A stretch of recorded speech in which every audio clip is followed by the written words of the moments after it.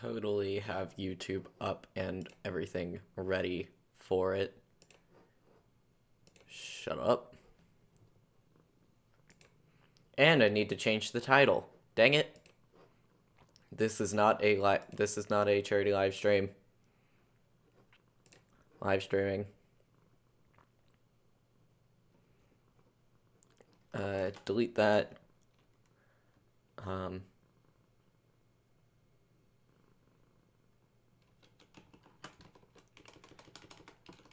This is a thing now. Golfing over it.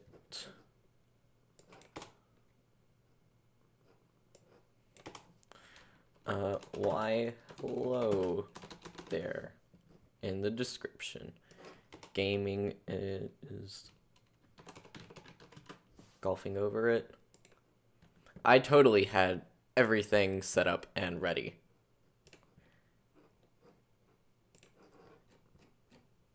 How about you all be quiet?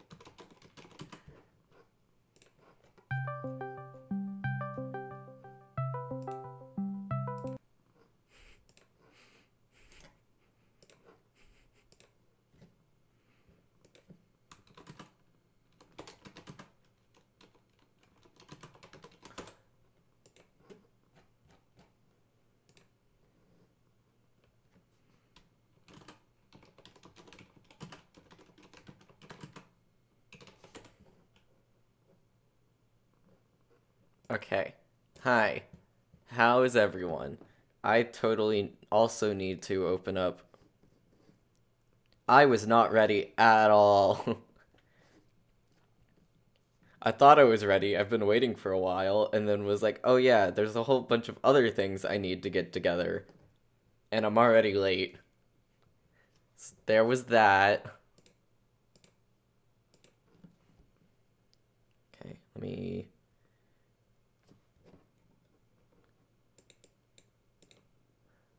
What? What is it, Kappa?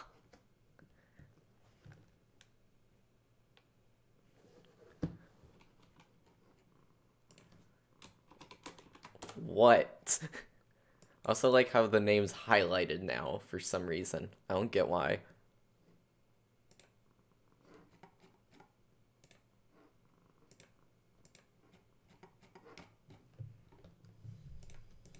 Also, I have my cat here. Never mind, she's not here anymore. Oh my god. Okay. One. And we're back. Sorry about that.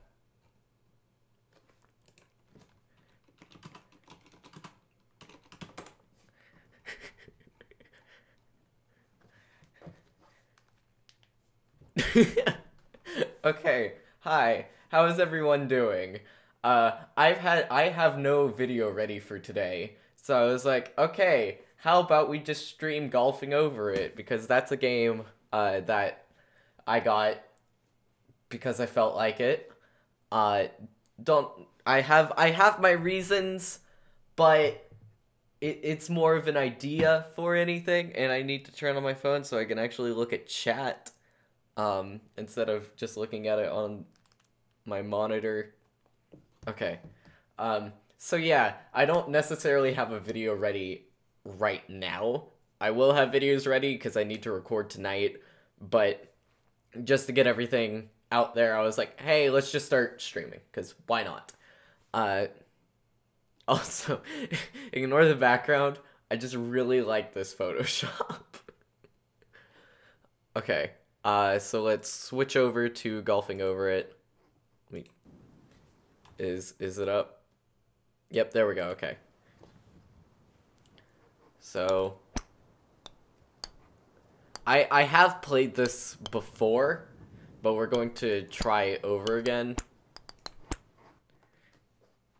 I didn't get very far. I kind of like someone gifted me the game, Hell Scribbles. She gifted me the game because she wanted she wanted me to rage. But then I returned it to her because I was like, I don't want you to waste your money on something that I might not make a video on. But then during the Steam Summer Sale, I just decided, I was like, hey, why not buy it again? Because Why not?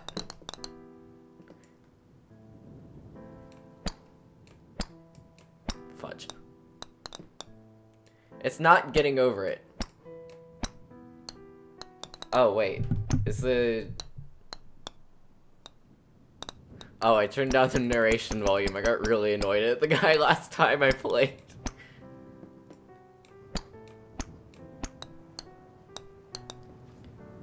Oh, I'm guessing because I muted it for this one, it's going to get muted. Okay, this is going to be annoying. Okay. But how is everyone doing? Because I know that sooner or later I'm going to get angry at this game, and I don't want to get angry, but I know I'm going to get angry. I also don't have a mouse pad, which really doesn't help.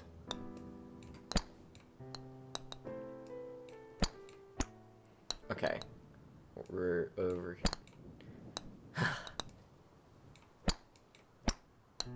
There we go. Feel free to stop playing whenever you want.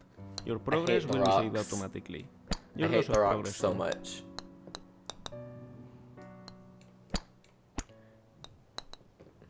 Hey, what's up?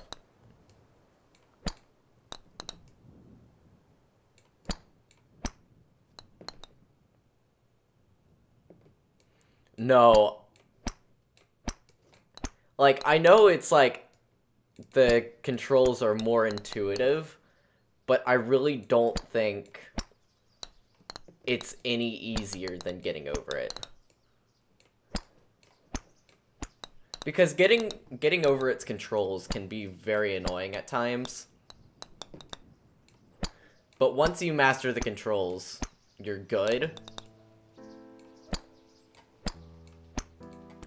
But my one complaint about this, like, when I was playing it, and the whole... This game is a different take on a game that came out in 2017 let me explain. Titled Getting Over It, with Bennett Foddy.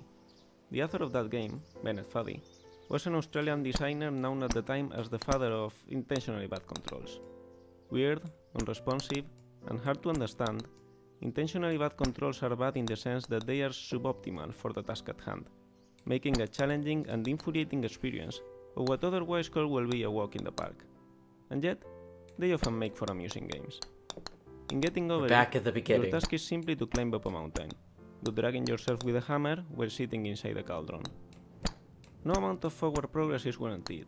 Some cliffs are too sheer or too slippery, and the player is in constant danger of falling and losing everything.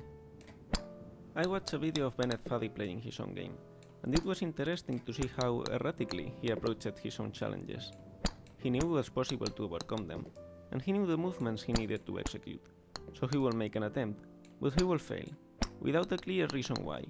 So he will try again, exactly the same movements he attempted the first time, and he will repeat this process until, eventually, it actually worked, giving the impression that the challenge was more about perseverance and luck than precision. Okay, so, like, I kind of want to make a video talking about getting over it versus golfing over it, because this is a game in direct response to getting over it, where the whole point that this guy's trying to make is you can make a raid game with good controls. Ooh, that must have... This is why I turned off the narration.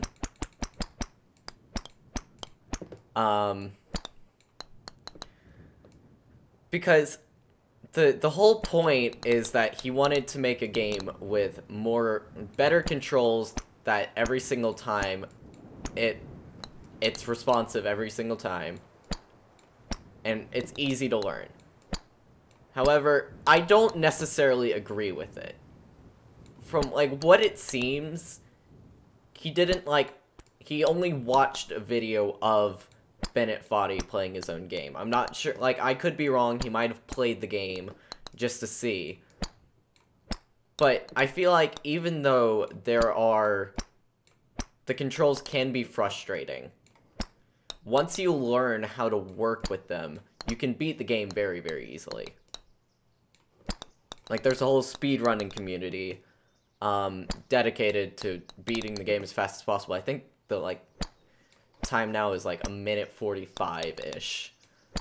And the thing is, with this game, the controls are intuitive, I'll give them that. But I don't think the whole point of, like, you can do the same movement and get different results. That's the problem with this game as well. You might execute a movement that's basically the same as you did the first time, with only, like, a pixel off, and that can be the thing between life and death, which is the same thing with Bennett Foddy, where you could execute a movement because it's just slightly different from the first time you did it. It could mean the difference between success and failure. And the problem with this is that you have to wait for the ball every single time, which can be very, very, very, very annoying when you're like, all you can do is watch while the ball just continuously rolls down a hill.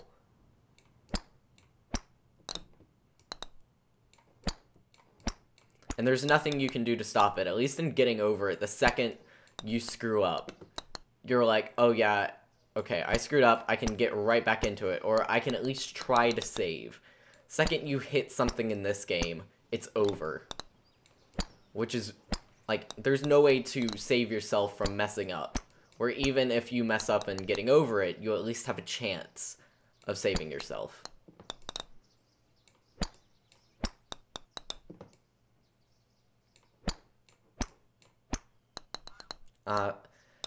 Also, level design.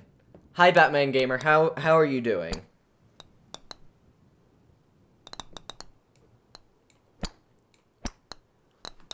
Also, like, level design between the two games. Personally, like, even though, like, I watched that video that he's talking about. It's great. If you look on, like, Kotaku and he's playing, he plays through his own game. And it's pretty interesting hearing him talk about it.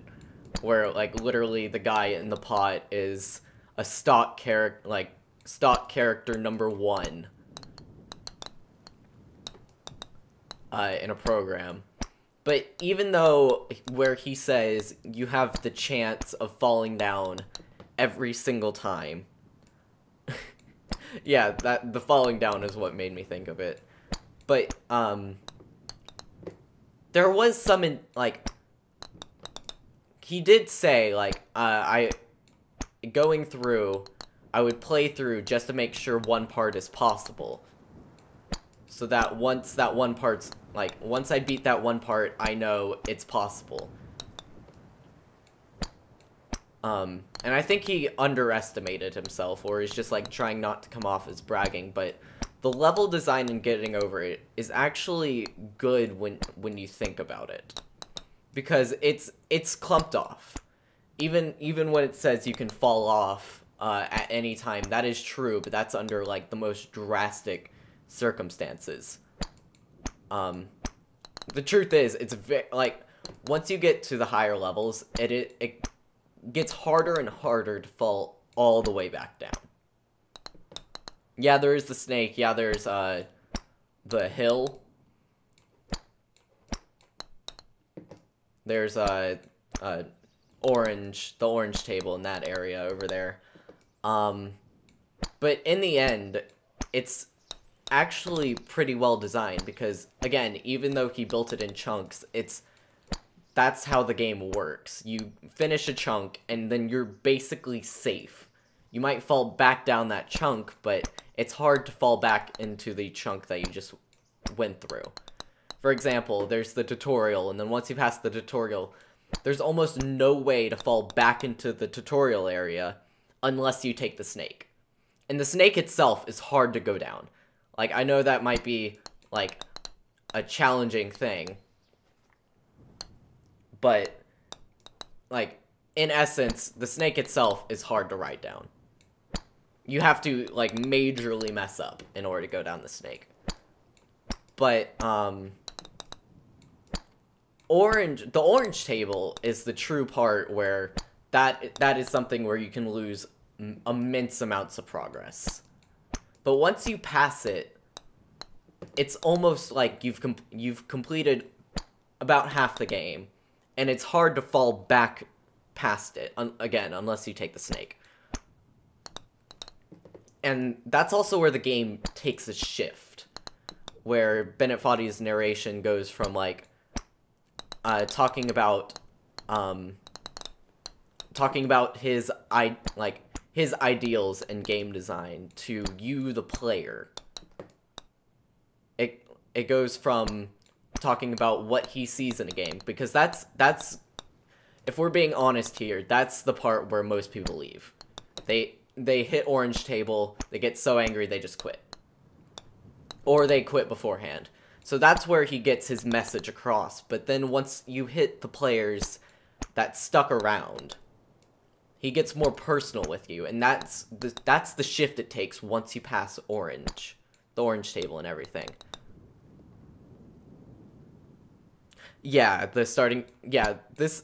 and the problem with this is that I don't like the level design.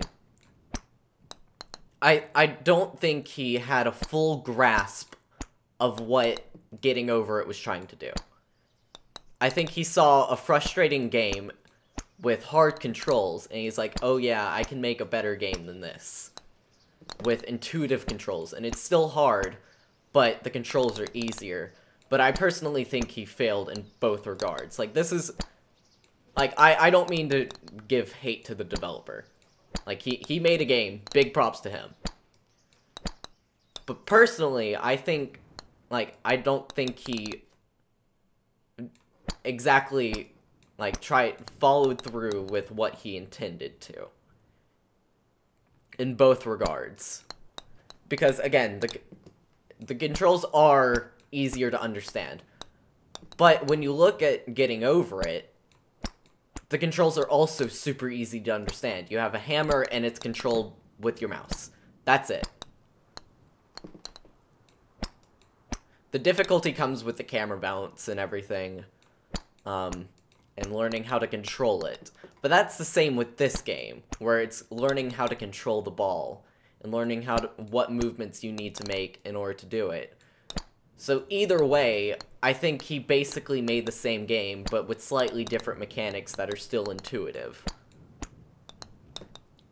And it's still frustrating. And I also don't think the level design is up to par, where with Bennett Foddy, getting over that first tree is a big point, where it's like, it's basing it off of a B game of fudge. What's it called? Well, it's a free B game that he references, where the whole goal is to get up a mountain, again, like Getting Over It,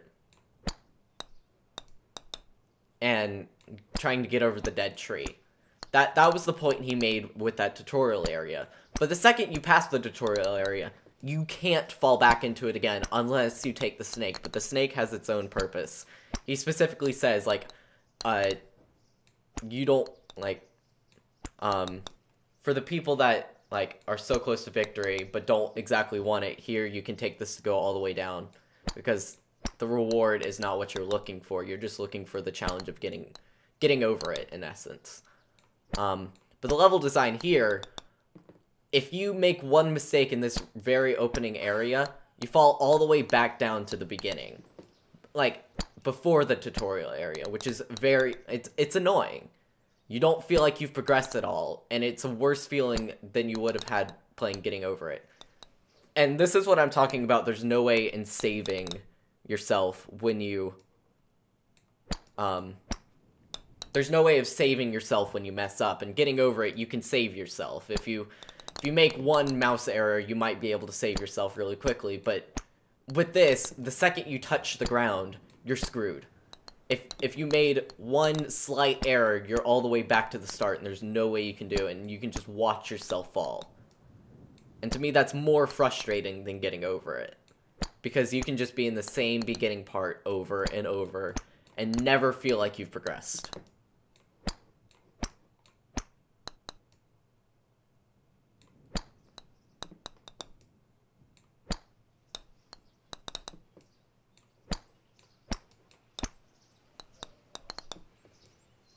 I do want to make a video talking about the two of them, because, There's also a great video that if you guys are interested in talking about like the philosophy of getting over it, there's a great video by Errant Signal. It's I'll spell it out in chat. ERRANT Signal. Just look up that and getting over it, and you should be linked to like a good 30-minute video talking about getting over it and game physics and failure in video games.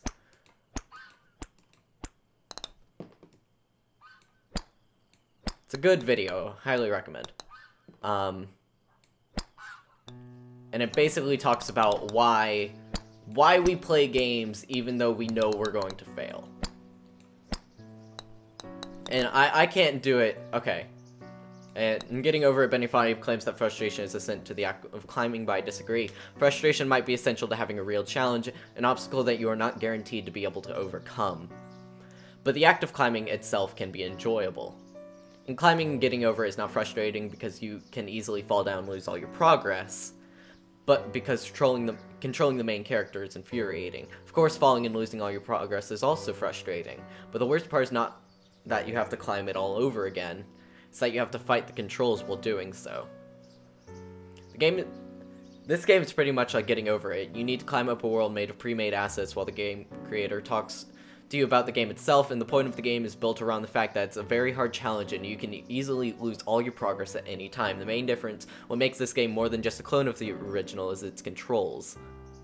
Not because hitting a ball is quite different from pulling yourself with a hammer, but because it's easy and intuitive to control. You hit the ball with a certain force at a certain angle, and that's it. The difficulty lies in calculating what force and what angle you should apply to the ball, and it's not infuriating because you feel in control. If the ball doesn't land where you wanted, you know it's because you did the wrong calculations, and you feel like you can do better if you try again. This is a game in which you can experience the challenge of climbing an unyielding mountain without infuriating controls being part of that challenge. But that's not the reason why I made the game. It's the only reason why I thought it was worth finishing. Errant Signal is a YouTube channel. That's what I was referencing.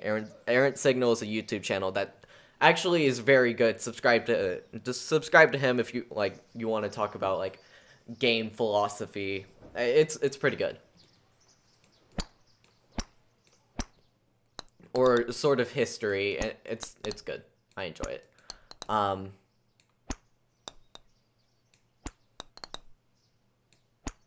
But that's the problem I have with this game. The whole point is that it's the infuriating controls, but you would think that if getting the calculations was part of the game, then it would at least tell you how much force you're putting on the ball, like a 0 to 100 meter, maybe an angle calculator, something where you can actually apply the calculations, where he talks about calculations, but there's none available to the player. So you're just stroking blindly, hoping that at full force it can get you up a mountain.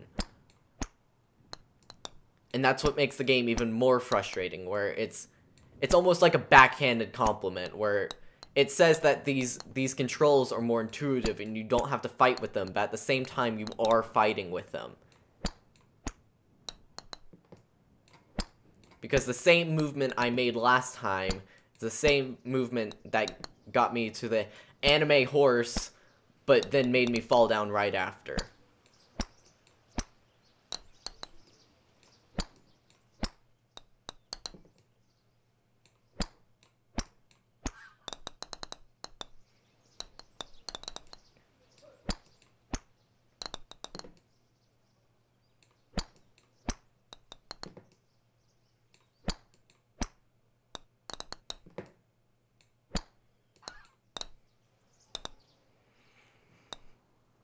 It's also that area right there. It's the constant falling right at the beginning area. You would think that, again, with the level design and getting over it, it's pretty well done to where you have to go through a series of bad mistakes in order to go all the way back down.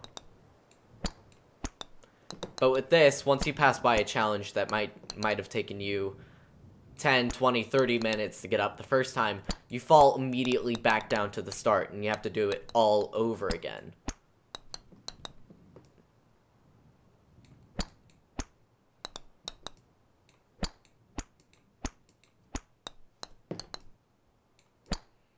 And I would get it if it wasn't trying to make a statement about getting over it.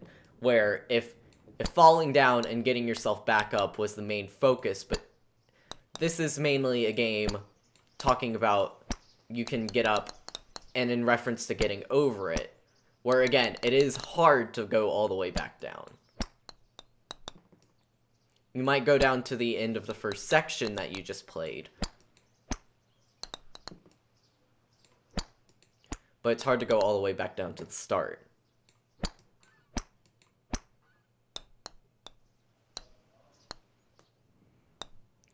I don't know how long this stream will be. Maybe about 2 hours-ish.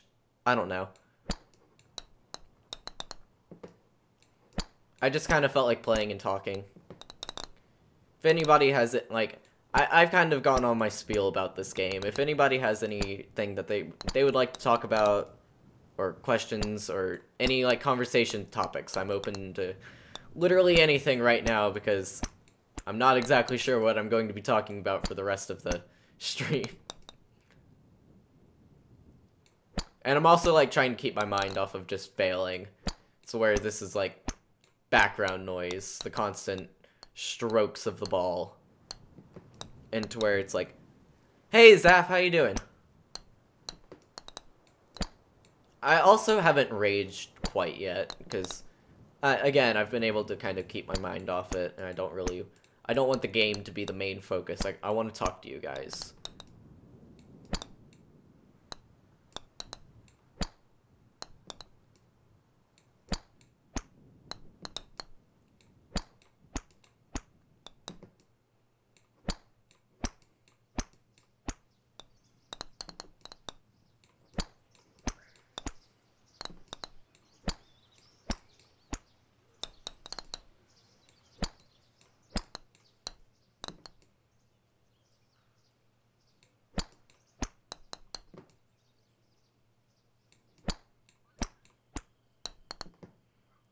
You stupid, stupid horse. Okay, whatever. It will be this game until I get annoyed. And then I might switch it to, like, some Rainbow Six or something. A game that I find fun. I will probably beat this in my own time and make a video on it later or something.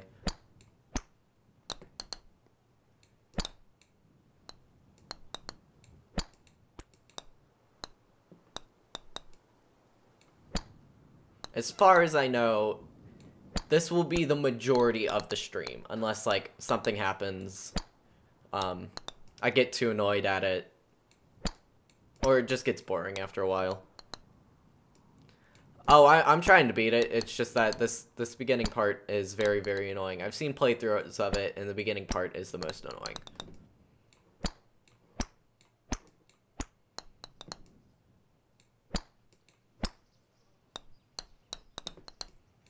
I also wanted to, like, if I'm making an analysis video on the two games, I can't do what the developer did and judge the game purely based off of what other people have played through. I need to experience it for myself in order to be unbiased. Because if I hadn't beaten Getting Over It, I probably wouldn't have been, like, so easy on it. I would have been much, much harsher. And that's why I want to play through this game in order to go like, okay, maybe my opinions on it will change after playing through it.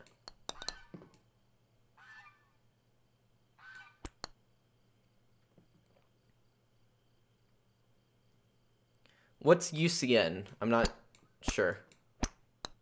If it's a sports thing, I probably haven't seen much of it. No. Okay. This is the farthest I've ever gotten.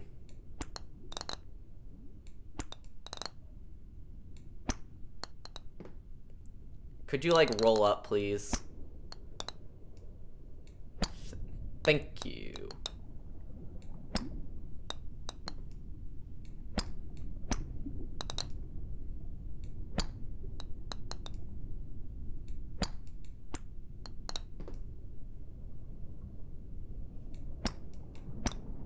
Fudge.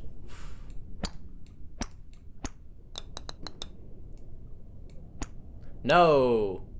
No. This is also another complaint. Oh, Ultimate Custom Night. Yeah, I've seen a whole bunch of stuff on it. I've watched Dako try to play through it. I've seen Mark try to play through it. I've seen MadPat try to play through it. It looked so difficult. Oh my goodness. Like, I downloaded it. I haven't touched it. It looks so hard. This is also another thing where there's like a savior that comes down if you screw up immensely in this game. Oh, dude, he's beaten it? I didn't realize he beat it. I'm gonna have to look at that after stream.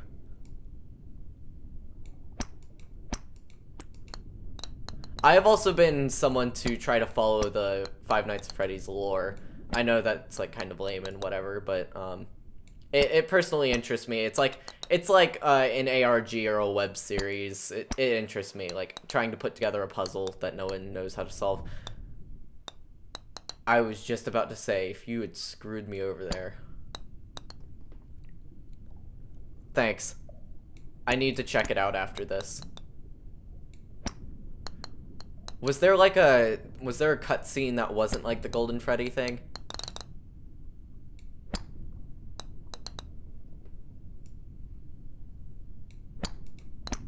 Like, I've personally been following, like, FNAF and stuff. I did it more in middle school, but, I've been following the lore since, like, FNAF 2 came out, because that's when the lore really started to pick up and, like, uncovering the story behind it and everything. Because it is interesting, like, hey, what's actually going on here?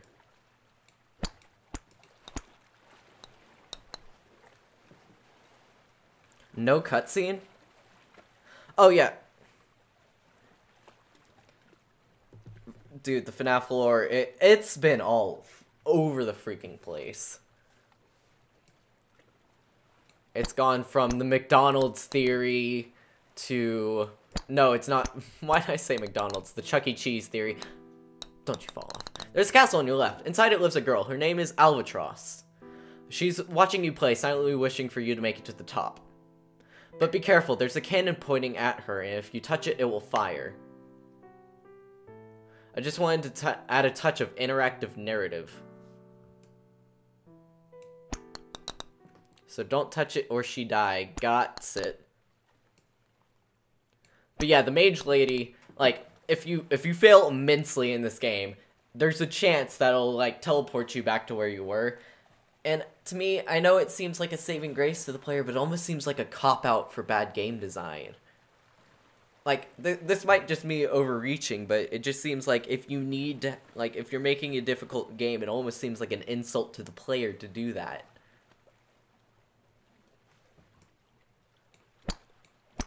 Like, that might just be me, but to me, it almost seems like an insult.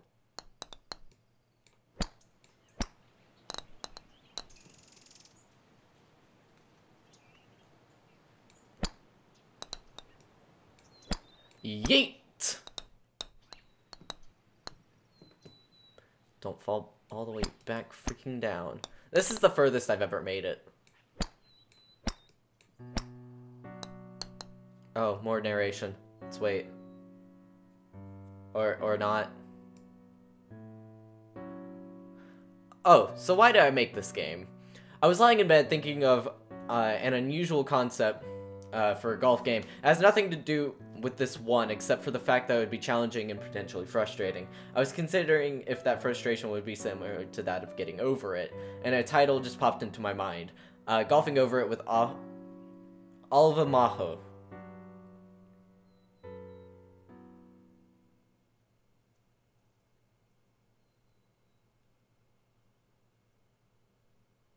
Yeah, like, it's a somewhat insult. I went deep into it at FNAF. Yeah, I said FNAF 2 because that's when all the, like, the 8-bit cutscenes, and it's like there's a bigger story, except because I think I was at, like, 6th grade at the time, and FNAF had suddenly turned into a big thing. It was basically, I hate to say it, but it was the Fortnite of the time because everyone was playing it on their phone in the middle of class. That's the only reason I call it Fortnite. Other than that, because it is interesting, like what exactly is going on in the game. Why does that do that?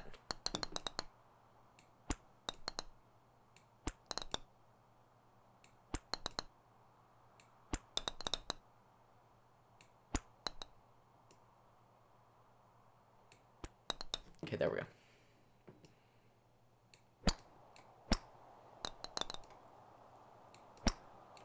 Fudge.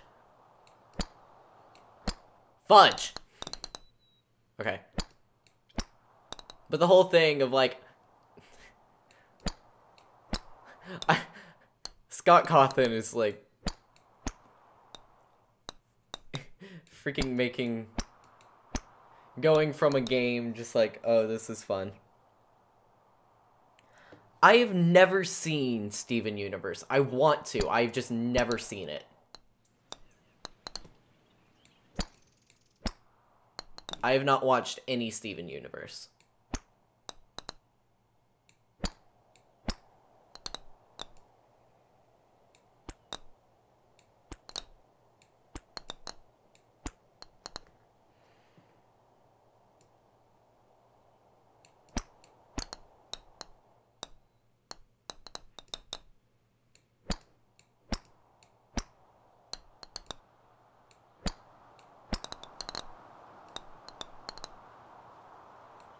I also wanted to play this game on stream because I didn't want to like playing Getting Over It. I would play it for like an hour at a time, then get like super frustrated with it, have to take like a 3-hour break and then go back to it. But with this, I wanted to get my mind off it. I didn't want to have to like focus constantly on what's going on and like talk about things to get my mind off of what's going on.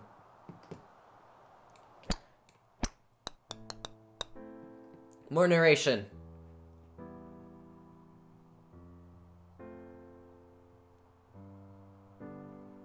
I genuinely hate having to repeat a part of a video game over and over until I can beat it. Avoiding that is probably the main point of my design philosophy, so why did I make this game? The truth is, it was an accident, like an unplanned pregnancy. After coming up with the title, I wanted to test the concept just to see what it would feel like. I created the ball and the controls, and I started building and testing the world, and it was fun. It was so much fun. I got into a deep state of flow. I worked all day, forgetting to eat, not wanting to sleep. I did the same the day after, and the one after that, and before I knew it, the body of the game was finished.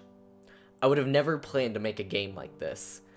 Even if we forgot my design principles for a moment, I would never have made a game that lives only as the shadow of another one. It feels cheap, it doesn't reflect well on me as an artist. And yet, I couldn't bring myself to stop there, to delete the game and move on. I felt like this game deserved to be made. In the end, I decided to embrace this fate. I would finish making this frustrating game, and I would make it all about its relationship to getting over it. Like an unofficial spiritual sequel.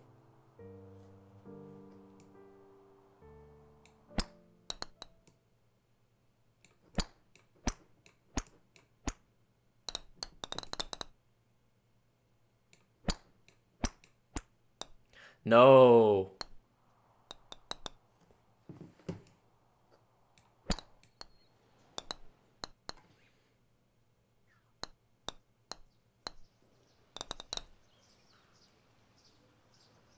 Okay, then.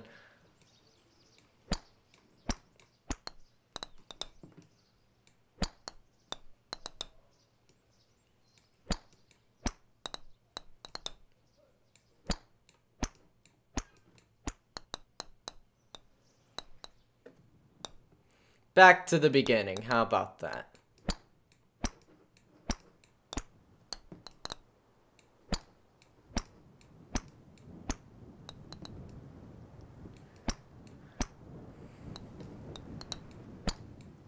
Do you know where, like, Steven Universe is? I would like to, like, look it up. Any pirate sites or something, like, is on Netflix or Hulu or something.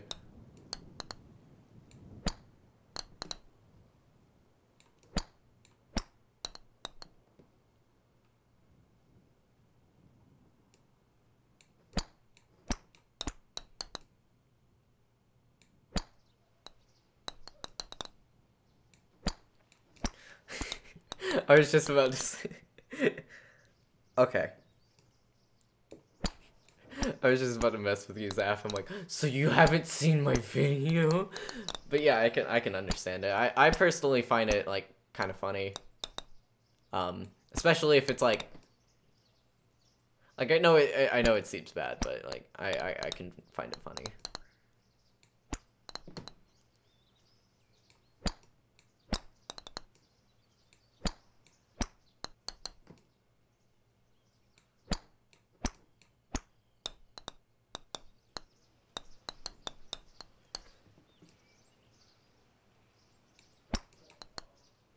Wait, why is the grass?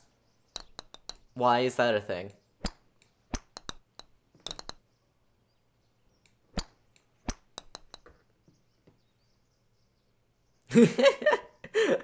I know, I'm just messing with you.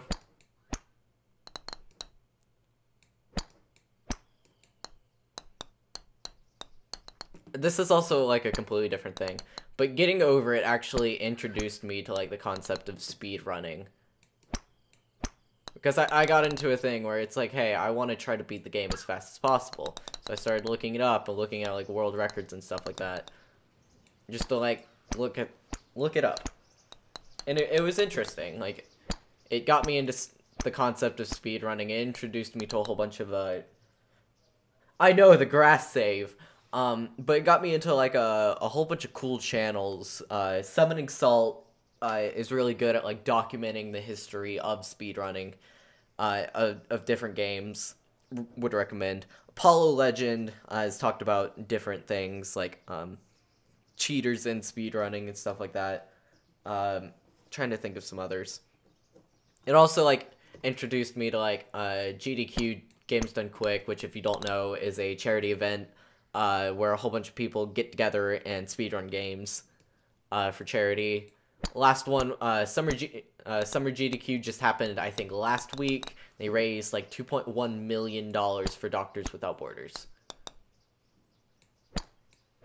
And some of those runs are especially impressive. The one that I watched was the Mexican speedrunner. That's his name, the Mexican runner. Played through Cuphead. It was 10 out of 10. All of the speedruns are on YouTube. You can look it up.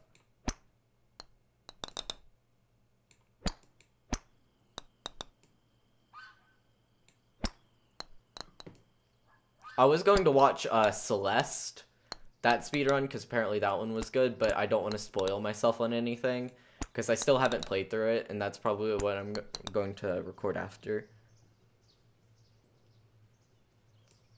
Being fake. Well, it's still entertaining in that they're doing it for charity.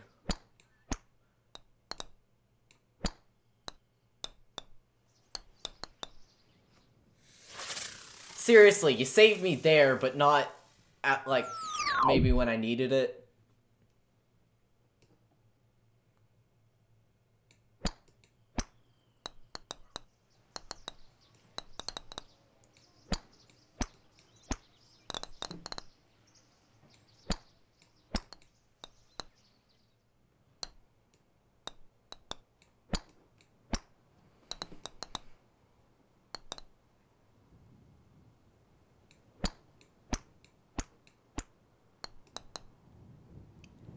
Pedro, I'd like to see the article of, like, where they're embezzling funds.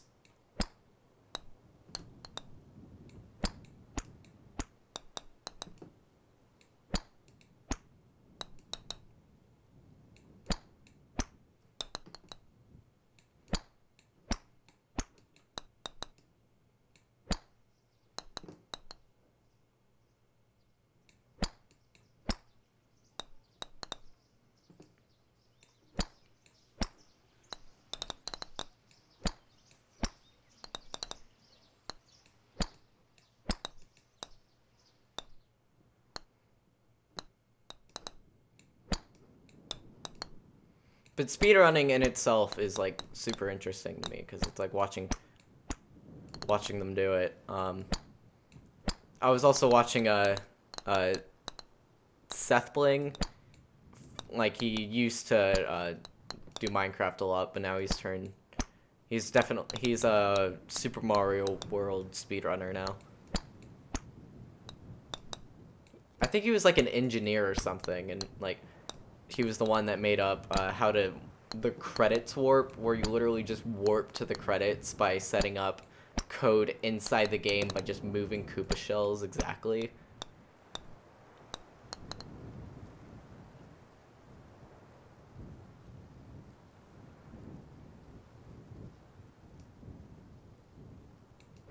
Like, there's a difference between allegations and being chosen, like, being proven. Because, like, I condemn them if they definitely are, but if it's just someone yelling, like, hey, they're embezzling funds, I'd like an investigation if that is the case.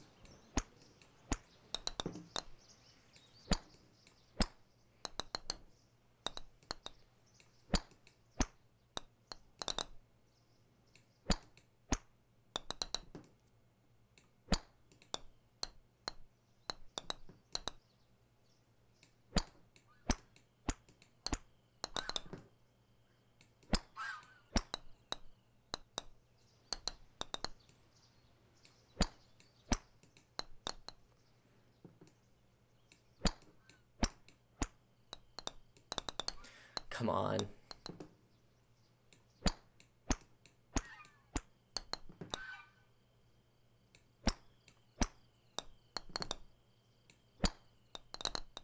No! You're freaking kidding me.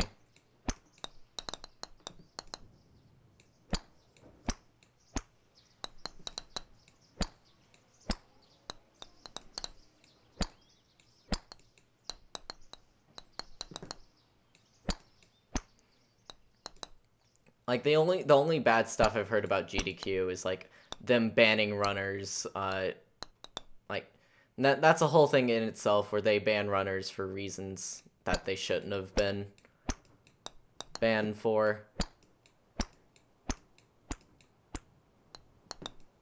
But I've never heard that they've embezzled funds.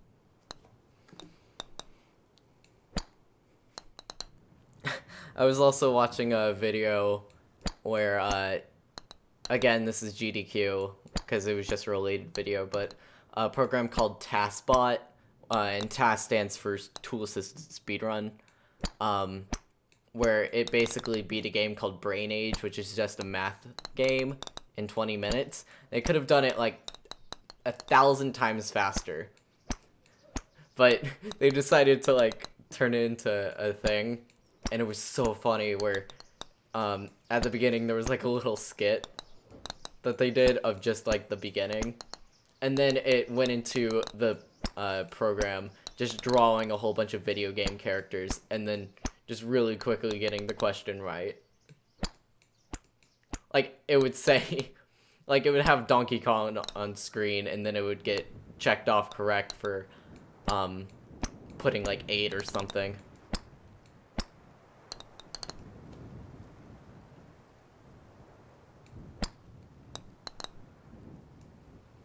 I mean, you could say, if, like, for any series that they're exploiting it. Like, Doctor Who running for 13 seasons, they're milking it. Like, any YouTube channel that has a series, like a PewDiePie, You Laugh, You Lose, that he's milking that.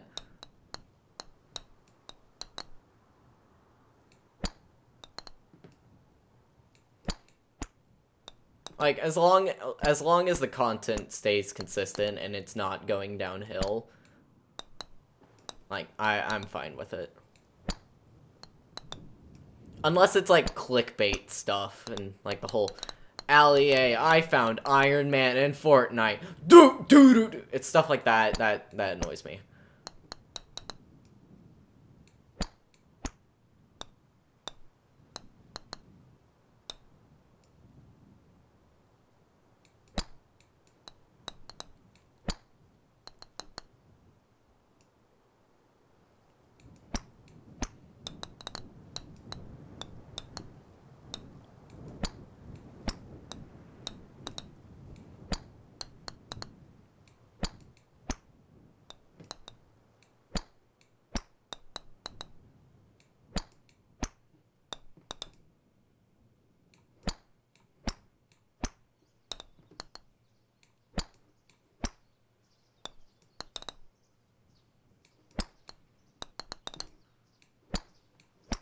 Honestly, it's like, as long as the majority of people like it and it's still getting views, they're going to keep doing it, whether the series is going downhill or not. Because that's showbiz, baby.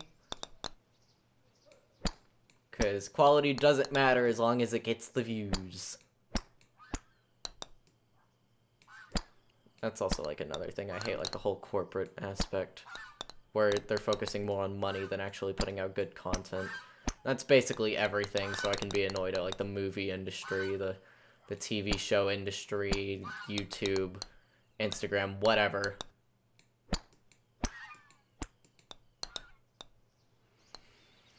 Fudge. Oh, dude, Jack's Films is amazing. Like, I know he has this whole Yai series, and that's gone on for a long time, but, oh, it's consistently good / getting better.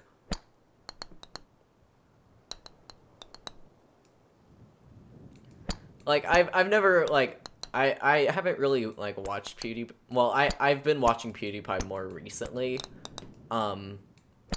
That's because he feels more genuine instead of, like, the upfront, like, I'm going to do what I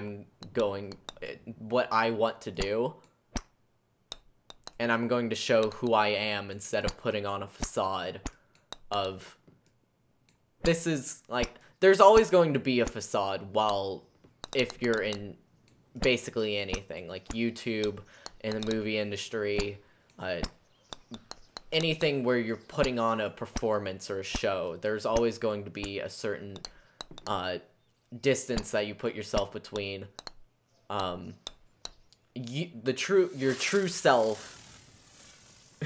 your true self and your online persona, because again, like, I think Philip DeFranco put it well, where it's like, this might not have been him, but he said something along the lines of where it's like, it's just the internet is the only good part of you. The internet, the person that you see on the internet is the person that person wants you to see, if that makes any sense, where they only show the good sides and they don't show the negatives, and the real stuff going on in their lives. They only want you to see a certain part of it. And that's kind of true in friendships, marriages, any relationship where there's, like, always one side that you never want to show. The Tanacon disaster was a disaster. Oh, I love it for the memes. I hate that people got scammed out of their money. But, oh boy, I hope to see them both in court. I would actually be fine if they got, like, freaking sued over it.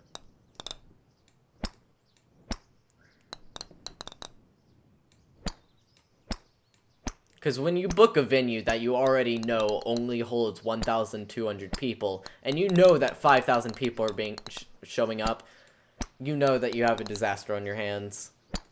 And the fact that they knew what they were getting themselves into.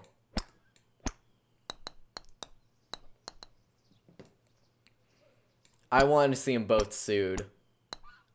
And that's how you're going to pay. Like, you will never be able to fully, like, show that you're sorry, that everything is going to be okay, because you do something like that, you screw up that badly, nothing will, like, you will never be able to fully show, like, that You will never be able to fully reconcile with everyone. Because people spent like $2,000 on plane tickets and hotels just to fly out there and meet their favorite creators, and then all they get is sunburnt and dehydrated. At that point, it's either you just have to make up for what you can. Stop it, ball. Yeah, Tana and the person that runs Good Times, the company behind it, Michael. I also, like, Tana has already been in so much other stuff before this. She should have never run a con. They should not have gotten together to run a convention. And if you watch, like, Shane Dawson's video on it, she skirts around the fact that she never actually put her own money in it. So even if it blows up in her face, then she never lost any money on it. But boy howdy, did she lose her reputation until 5 months from now when everybody forgets about it and move on to the next scandal. And that's another problem. No one gets held accountable. When stuff like this happens, no one gets held accountable. Logan Paul, after that whole thing, still rising up.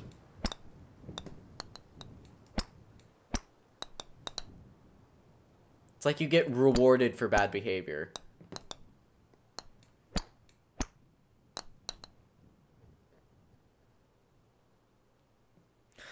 Oh yeah. Well, the content cop was its own thing.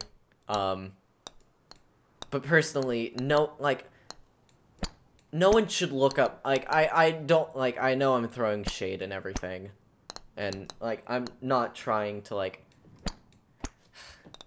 it's like, I know I'm on stream saying these things, but, like, it's just, why should I should probably stop saying names, but why should people get rewarded for bad behavior? Why should people get rewarded for doing things that they shouldn't, and then bragging about them afterwards?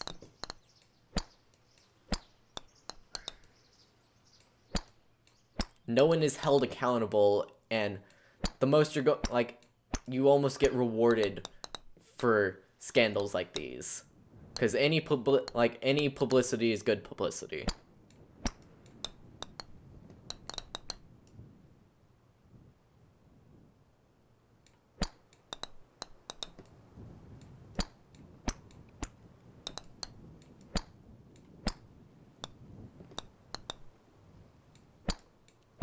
Okay, on a lighter note, how are you, Jamsies?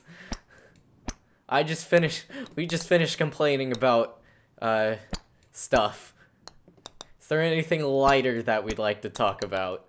Because this has turned more into, like, a podcast of me just playing the game and just getting my mind off it, because, honestly, I could care less about this game. I'd like to beat it, but whatever. I'd rather talk. Talk to you guys. Have a conversation, debate, whatever, something that isn't just me focusing on this game and raging.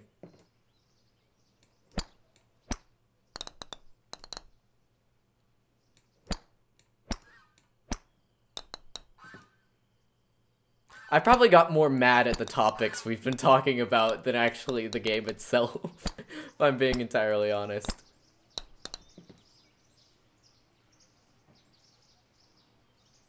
I do have a Switch, and Zelda Breath of the Wild is amazing. I've been playing through Mario Odyssey, but if I'm being honest, collectathons stress me out. And I know that sounds so stupid, but just like, look, I keep hitting it. For some reason, right-click pauses the game. Don't know why that is, but collectathon stressed me out, like, because you just see, like, everything that you're going to have to do in the future, and you're just like, am I going to be able to handle it? You stupid elephant. I don't even know if, like, I have no friends on Switch. I just haven't, like, gone out and, like, looked at the online aspect and everything. Stupid. Oh, dude, I'm not gonna freaking complete the Koroks. Like, when Breath of the Wild, I know there's some collectathon there, but you don't have to. It knows that you don't have to. It's just, like, little things. It's an open world game. Hit all the shrines you can, but you don't have to. Like, your goal isn't to collect 900 Korok seeds. Your goal is to save the world and have fun while you're doing it. But in Mario Odyssey, you have, like, 1,000 moons that you need to collect if you want to finish the game. That's the part that stresses me out. Oh, Smash is going to be good. I'm excited for it. Oh, come on, elephant.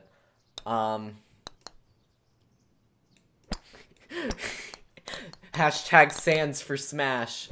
I'm just kidding. But, I've also been, like, getting into Smash, too. I have it on 3DS.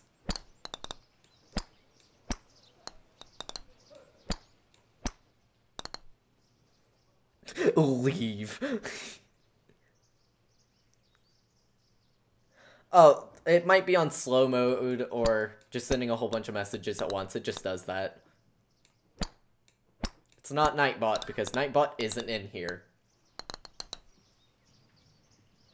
After I want Waluigi for Smash.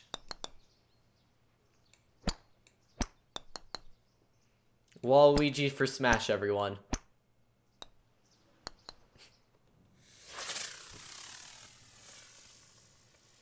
I don't have a Wii U because I personally don't see it worth it.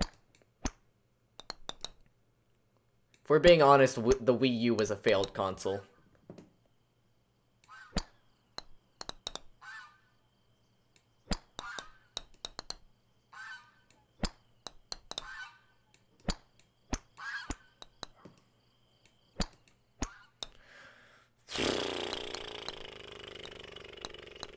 Okay, good.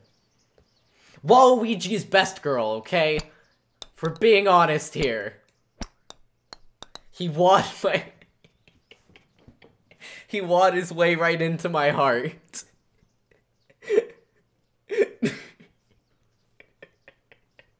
I hate myself.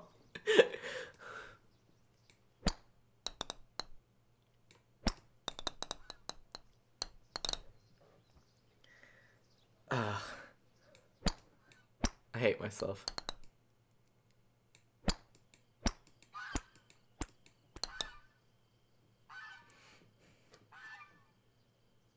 We need more memes in Smash. Smash needs more memes confirmed.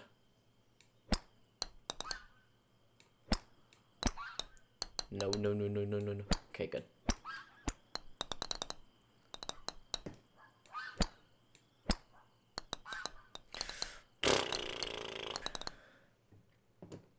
Oh, Sir Paulo. Don't touch the child!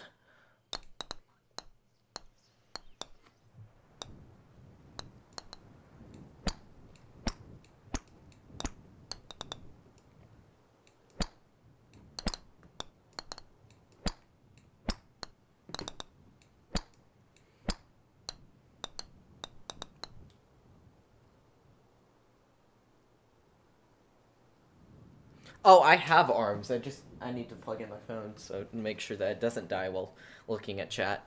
But I've played ARMS. Well, actually, I haven't played ARMS yet. I have the game. I just haven't played it.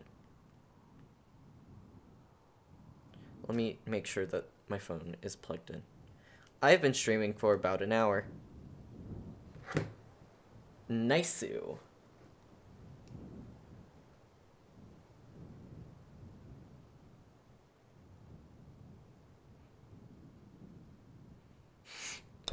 Waluigi is 10 out of 10.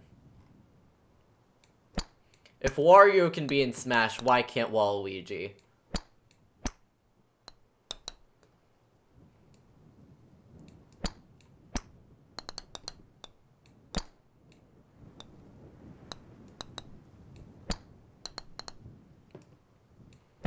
honestly, talking has, like, taken all the stress out of this game.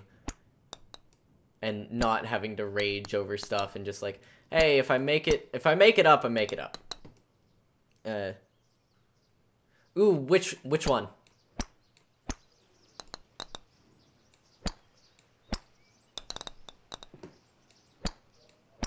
Dude, Steam sale was 10 out of 10 though.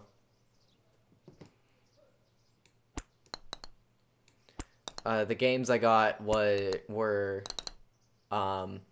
Jackbox Party Pack 4. The whole Nonary Games trilogy. It's produced by the same company that made Danganronpa, so I had to get it. Enter the Gungeon. I'm trying to think of what else. This game, actually, I bought this while it was on sale. That was kind of it. The Nonary Games was the one that was like the most money. Because it was 3 games. I wanted to get Danganronpa 3. But it's like the cost of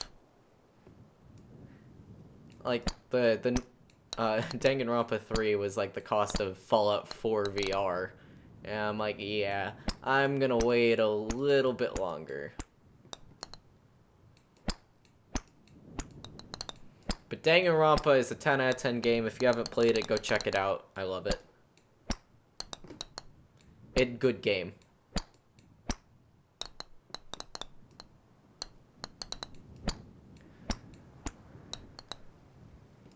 Which games did you get, Zaf?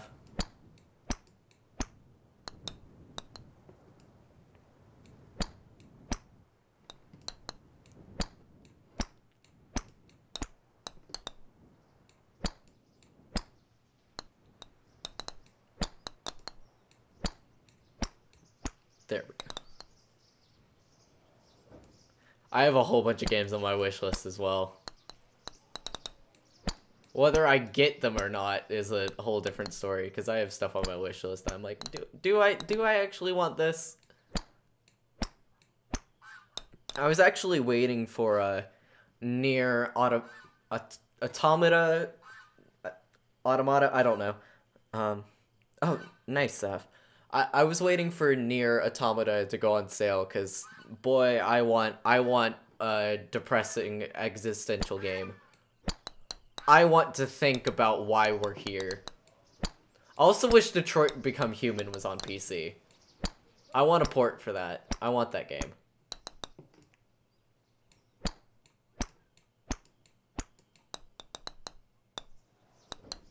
Stupid freaking...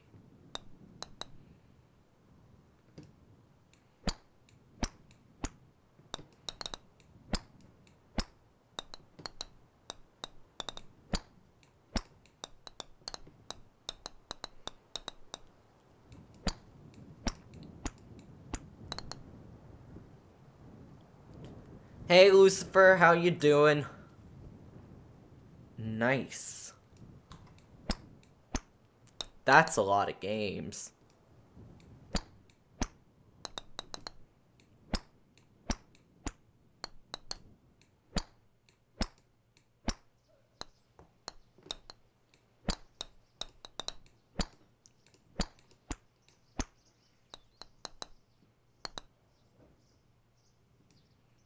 I've kind of watched people play through it. I haven't like seen any of the further endings, and I don't exactly know the story because I kind of want to keep myself in the dark on that.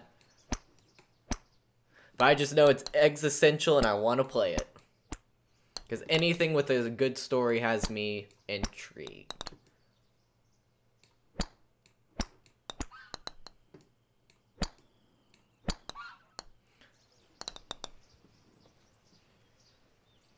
I don't know. I don't have my Switch.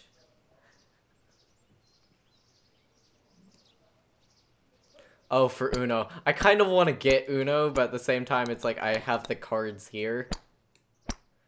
But it'd be fun to play it online.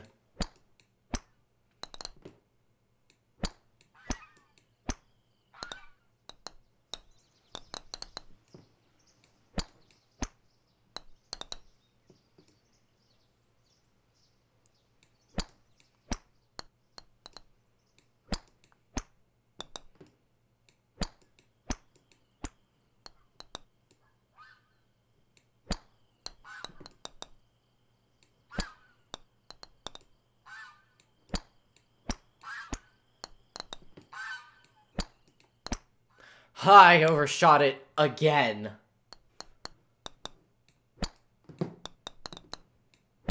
I should have just left it at that shot. That was my fault.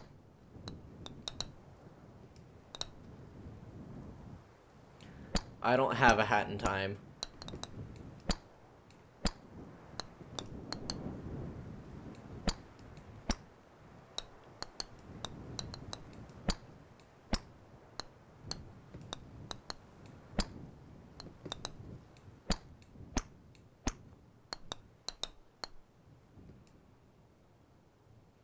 It was for Steam, not Switch. Nice. I hate these colored rocks. I hate them with a passion. I'm slightly becoming salty boy, but not as much as I was while playing Getting Over It. Getting Over It made me very salty boy.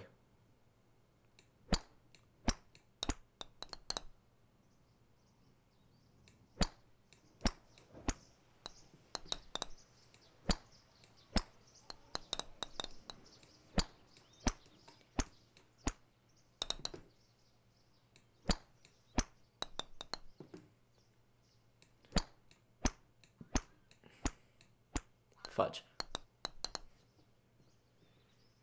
Oh, dude, I don't think... Like, I get mad at games. Like, of course. Like, it's hard not to. But it's hard for me to get very, very mad.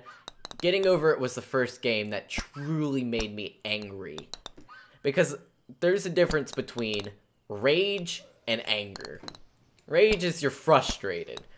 Anger is when you just want to chuck your computer fully through a window. And I've never been that angry except while playing Getting Over It. Where, like, I was screaming and my face was red and was legitimately angry.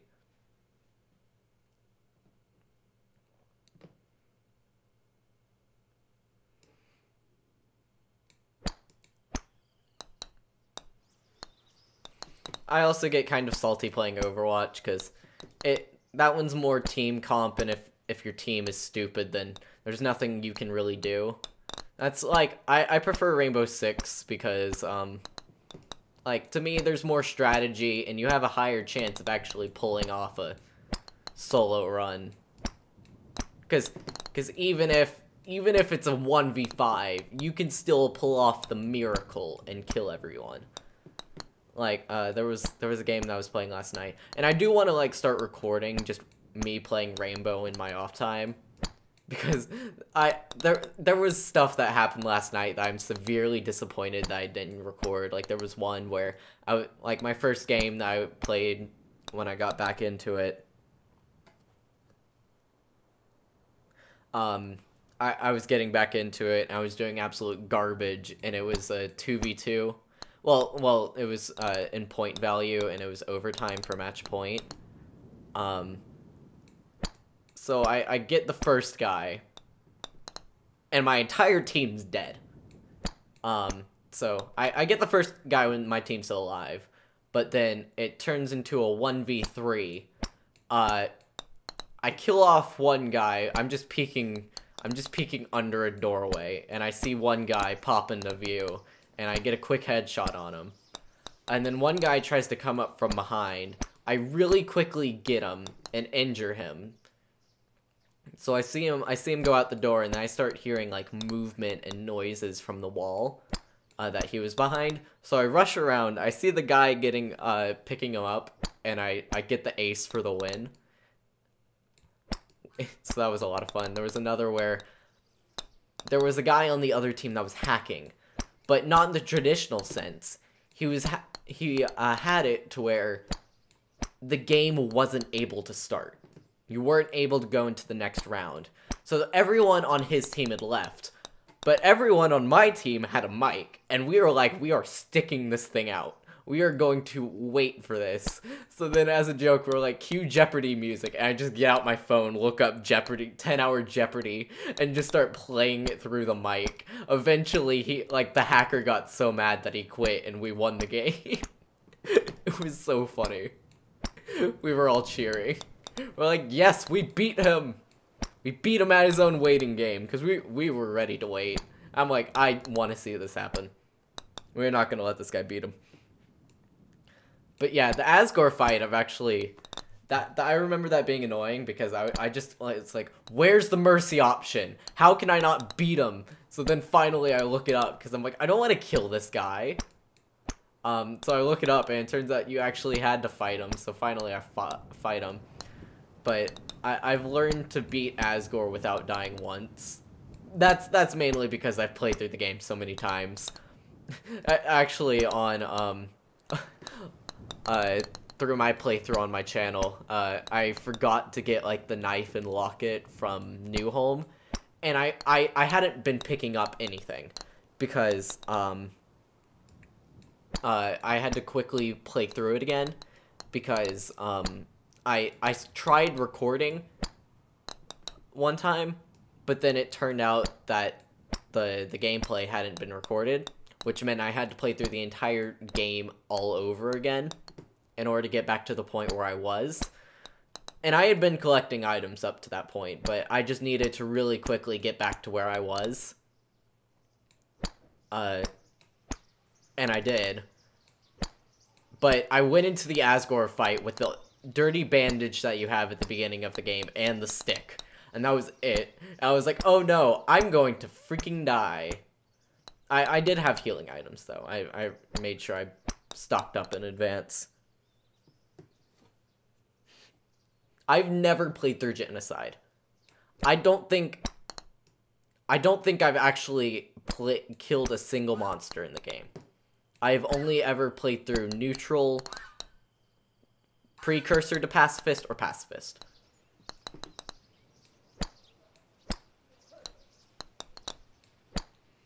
And I've also said this at the end of my video. I do not want to play through Genocide. I don't feel like I need to. I don't want to either, because I don't see it necessary.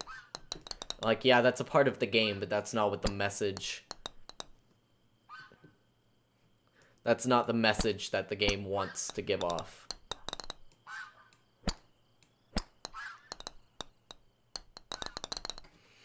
I got past the animals so easily the first time.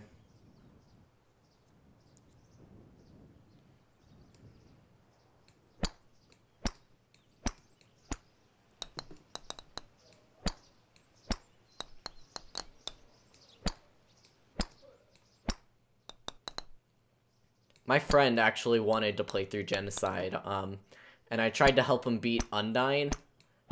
I'd never beat her, though, so technically I still have never killed a monster in Undertale.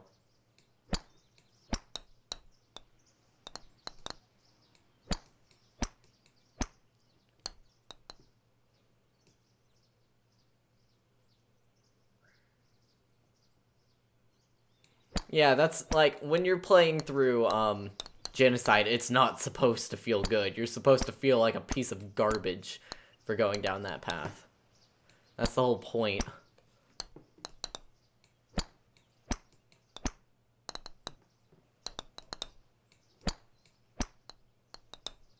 Sans is supposed to be your freaking comeuppance, to where it's like, this is what you've done. This is what you've created. This is what you've made me do.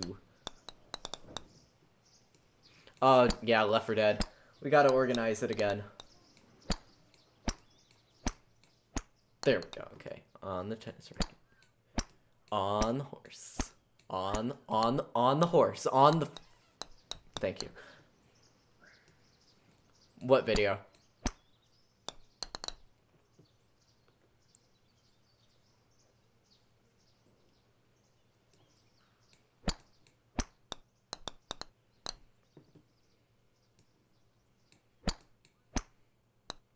Send it to me through Discord.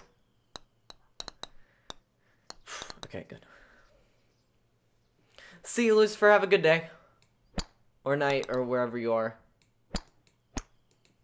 Have a good rest of your day, or whatever. Oh, I don't know the correct way to send people off. Just be good.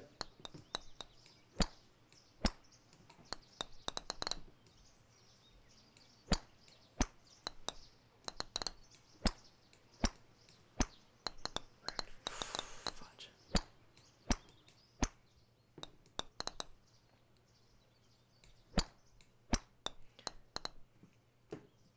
Yeah, if I beat this, I can't end the stream with just this constant clicking. I'm gonna have to play something. Why do you save me there and not when I really needed it that one time?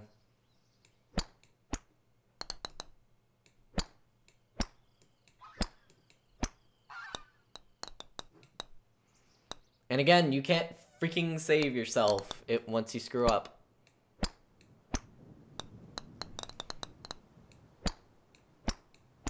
I would love it to where you're still able to hit, but again, at the lesser strength, even if you hit the ground. And it's not until you come to a stop where it then, like, resets.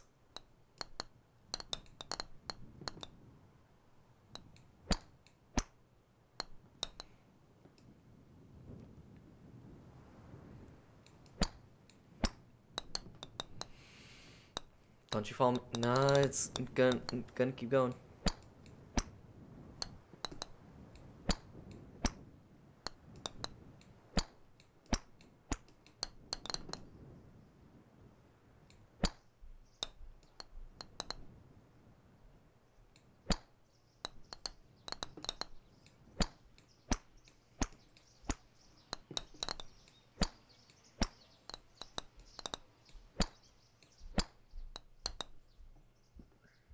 Bye, Jamsies. Have a good day.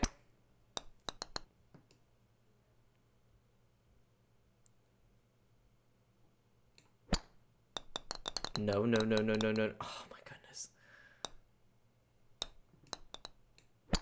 I did forward. How did it push me back?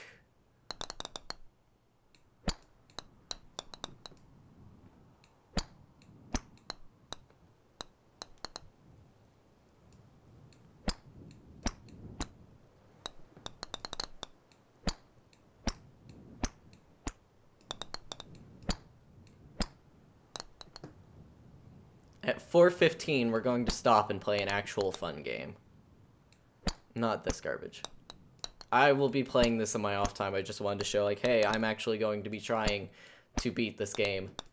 And it probably isn't going to be made into a video because, if we're being honest, this isn't interesting. The only thing I really wanted to do for this was to just talk to you guys and get my mind off it. I'll probably just listen to music while playing it or watch YouTube.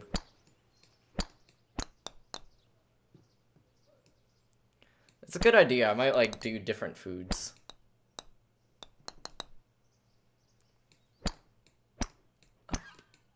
Up. Thank you for not freaking falling off again.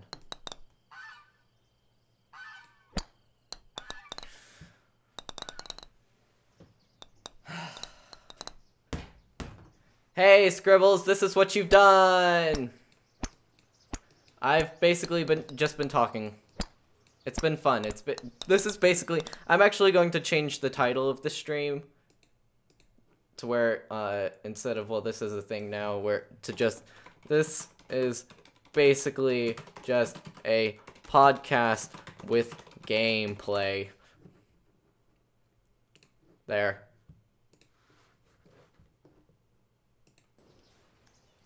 Now I need to open my phone back up.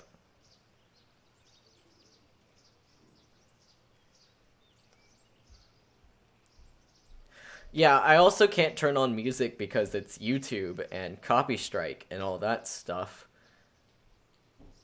Which is really annoying, so that's why I'm talking. Let me make sure, where's battery here? Turn off low power mode. Thank you. So my phone doesn't try to turn off every 30 seconds. What are you gonna play after? Probably a fun game like Rainbow Six or something. Something fun to me. To get my freaking mind off this.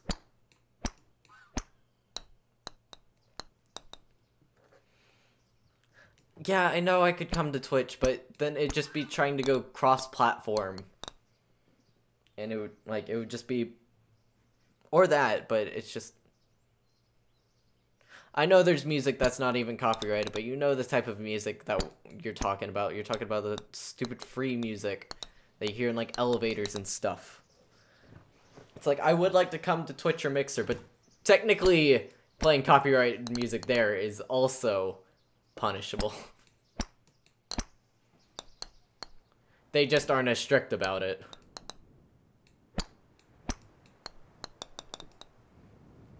I've looked at stuff. Copyright still applies. It's just that they don't enforce it.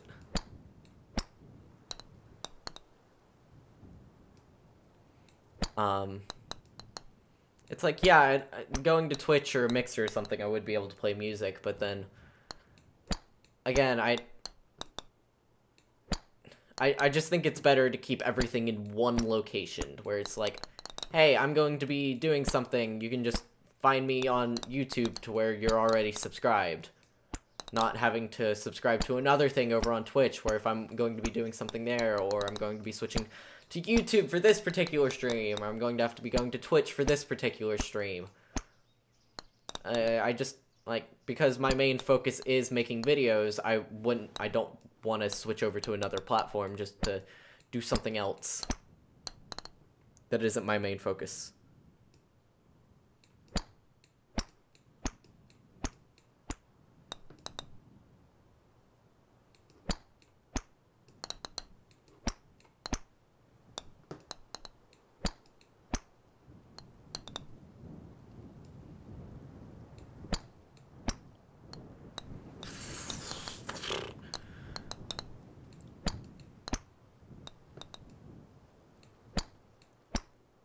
I also don't think this is a Brazilian thing, but isn't it, like, correct that in, like, Peru, I think, there's, like, hamsters as a delicacy? Because I think it's Peru. I could be wrong, but I think it's Peru.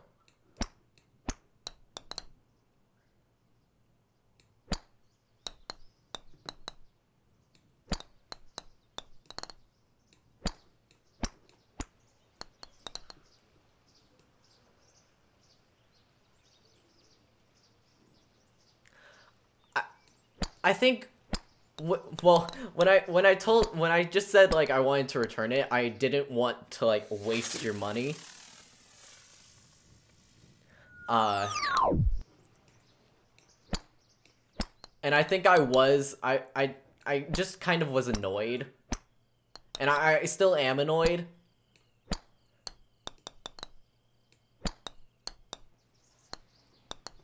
But just talking and getting my mind off it, it's just taking a back seat. Oh, Hell Scribbles was the person that first gifted me the game and first introduced it to me. But then I told her, I was like, I'm just gonna give this back to you. I'm at the 2-hour play limit.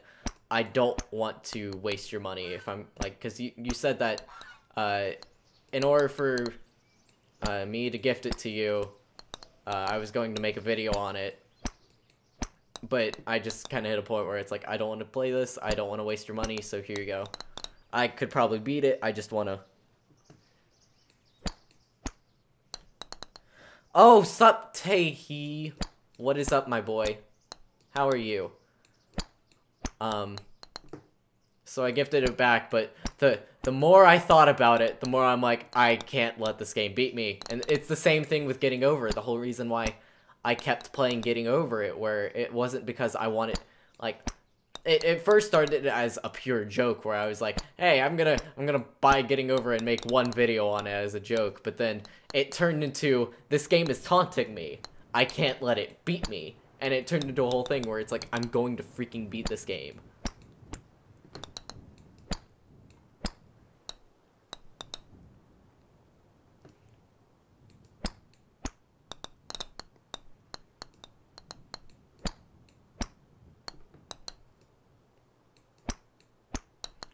And then when Mark made a video on it, I'm like, yeah, okay, I'm just gonna buy it again, and I'm gonna beat it. I might do it in my off time. But I wanted to do a stream because, one, I don't have a video ready for today. I wanted to do something. And two, again, talking and not focusing on being frustrated helps a lot. Something to fill the void. Instead of playing this game for 2 hours and wasting 2 hours, it's now like, hey, I'm putting this 2 hours talking to people and streaming and making content and Something other than playing this game for 2 hours.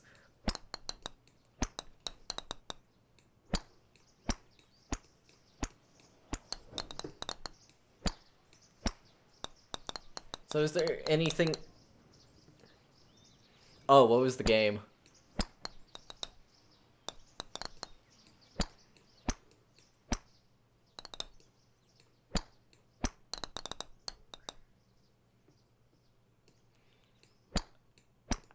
What was the game? You stupid horse. You stupid horse! Ah!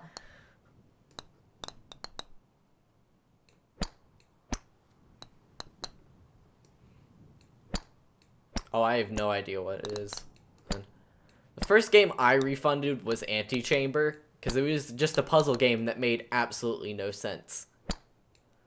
I bought it and then just refunded it. And then the second game that I think I refunded ever was The Beginner's Guide. It was a good game. I just didn't want... It was like 10, 15, 20 bucks. And I'm like, a 1.5 hour game is not worth that money to me. I'm just going to beat it and return it. And it was a good game. It was just like not something that I'd pay $10 or $15 for, so I just refunded it.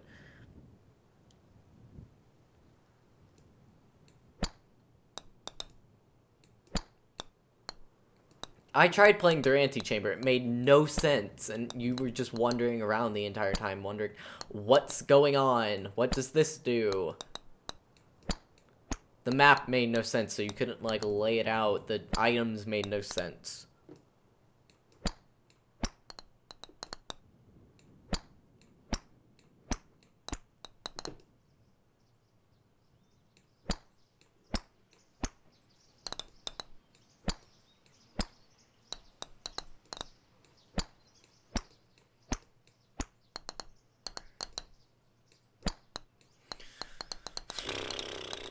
Okay, good.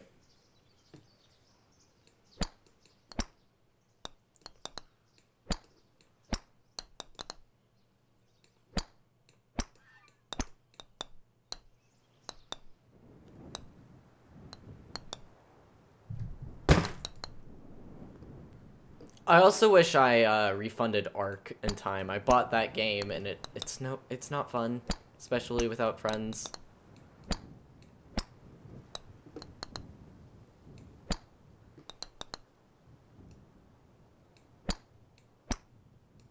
Would not recommend.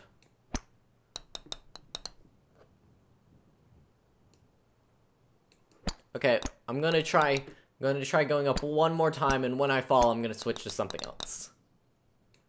Because this is not the only thing that would be remotely entertaining is just talking to the people in chat. Mirror's Edge, I actually thoroughly enjoyed. Mirror's Edge was good. I got it for cheap. I liked it. I play it occasionally.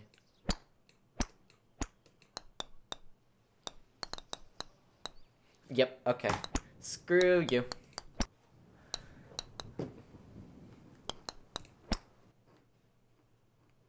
Yeah, I know it's boring. Trust me, I know it's boring. Yeah, we're going to switch to something more interesting and more fun to watch than freaking that game. I never fully raged. I just got annoyed. Didn't want to deal with it anymore. So yeah. Let's switch to Rainbow Six Siege. Let me boot it up, switch over to that.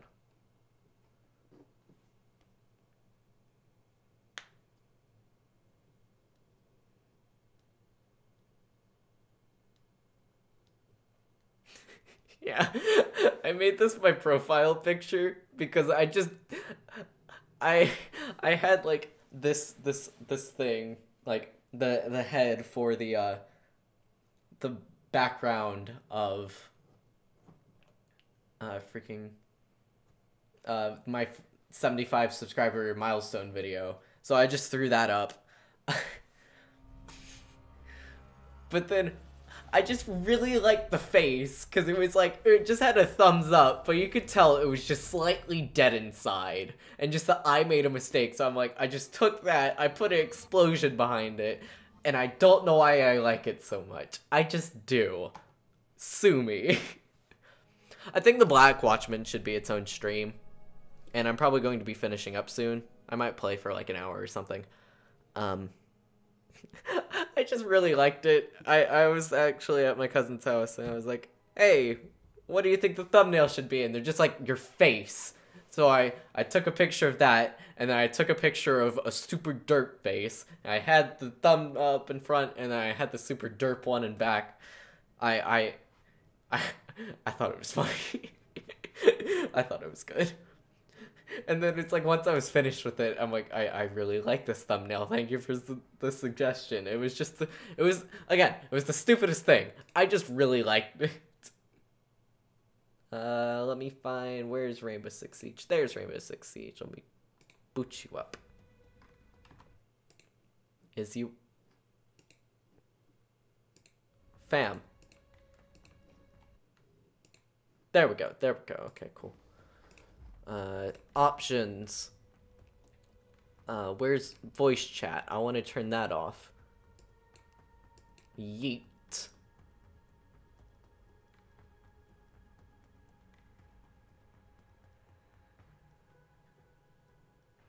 Push to talk. I'm not going to be listening to anything. Okay, voice to chat is off, so you don't have to listen to anything. Make it your channel icon. I actually might. I made it my Discord one, but there's just something I really like. I know it's stupid. I know it's really stupid. I just really like it. I just found it entertaining. Oh, I should probably also change the Rainbow Six Siege. And let me change it to Rainbow Six Siege in the title too. One more subscriber to 80. Yeah, boy. Now we're waiting for the timer. There we go. Okay, cool.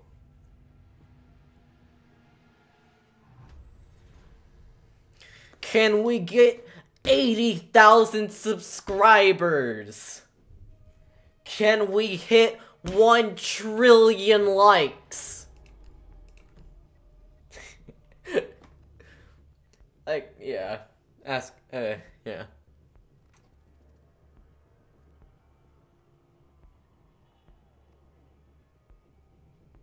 Oh, of course there's going to be something for 100 subs. Of course there is going to be.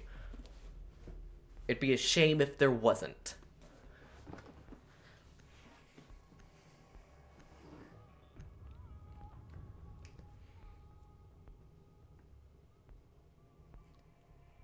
I'm also not doing anything later today, so I'll have time to like record Celeste. Because that's the next game I want to play. I bought it, I've heard so much good stuff about it. I didn't even realize there was a story. Like, that was the reason I didn't pay attention to it. But people were like, yeah, it also has an amazing story. I'm like, there's a story? So yeah, I heard that had fantastic platforming, a really touching story. Sold! So I bought it on sale.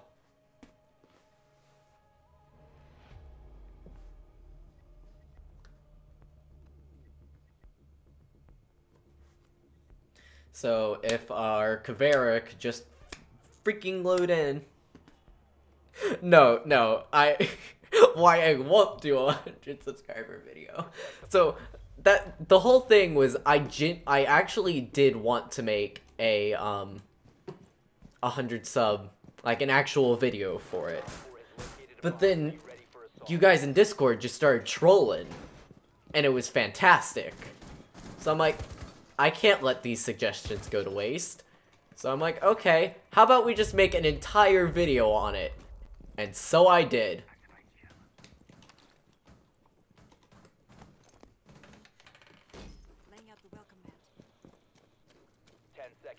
Like, it would be a shame if that Offshore was turned down.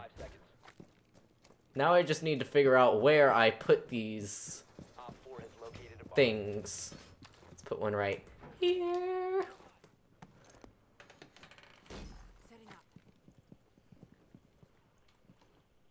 I have no idea what you're talking about.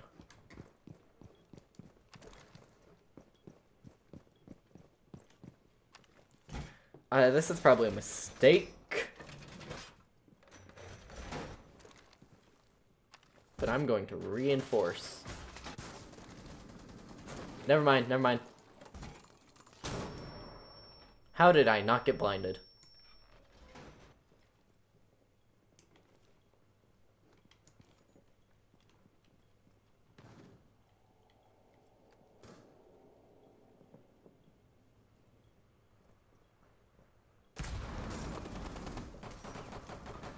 I'm just watching it.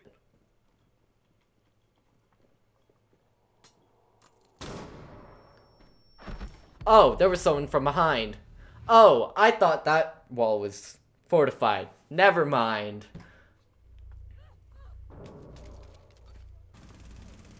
Okay, then. There was that. Shut up.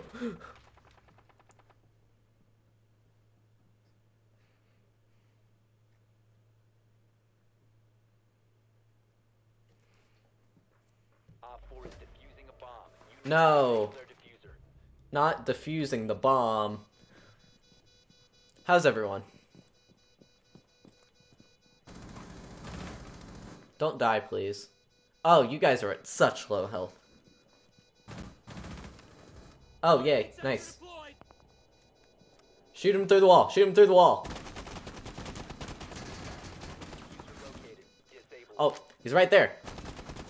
Get him. Get him. Get him. Cheer him on. Cheer him on. Oh, now it's a... You gotta defuse it, man. Ow. Never mind. All friendlies were eliminated. Mission failure.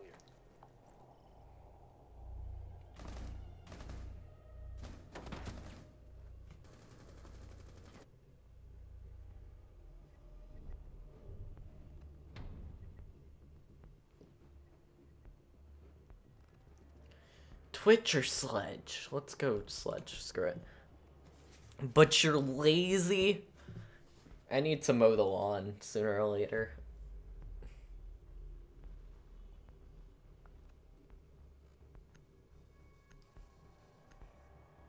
But I haven't.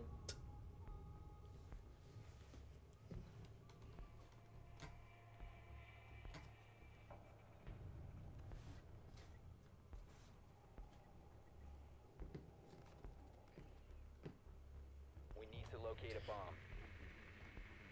Gotta use that drone, fam.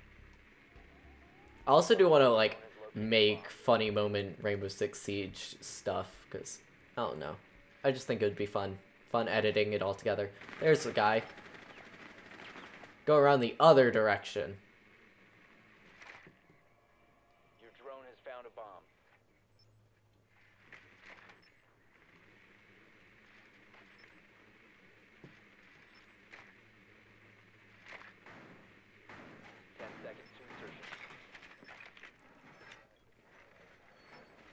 In 5 seconds. This is a good spot. There we go. You found a bomb. Make your way to its location. I didn't see a lot of R6 Siege until actually a YouTuber called Stone Mountain 64 made a whole bunch of content on him. If you don't know who Stone Mountain 64 is, well, you're missing out.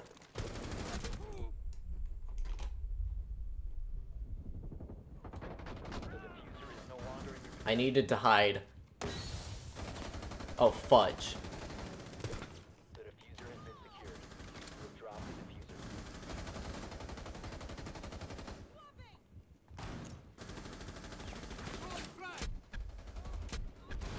Ha! Got him!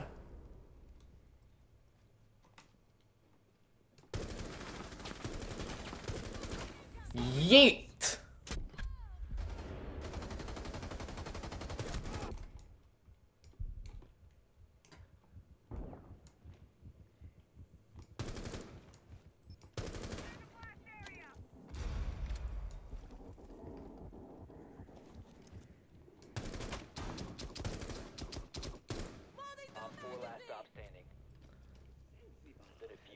now secured.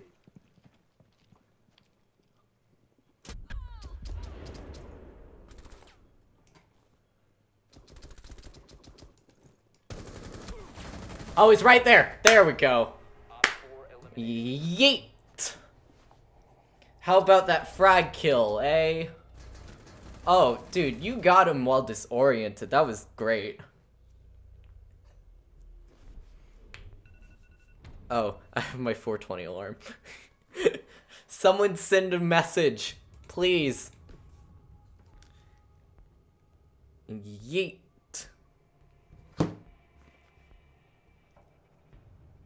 I can shoot drunk, be scared. I should also turn off chat. That'd be a good idea. Options. Display.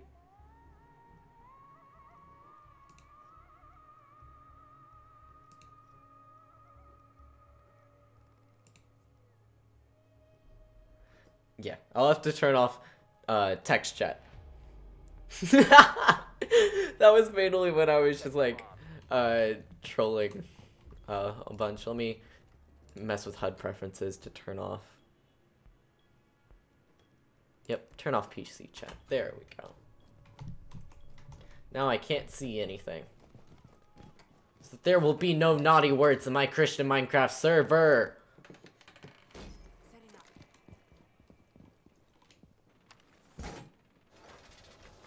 Thank you, fam.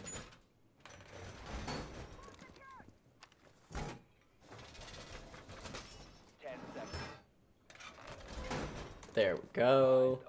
Okay. Where's more windows? I need windows. There's a window. Op 4 has located a bomb. Get ready to engage. Deploying welcome mat.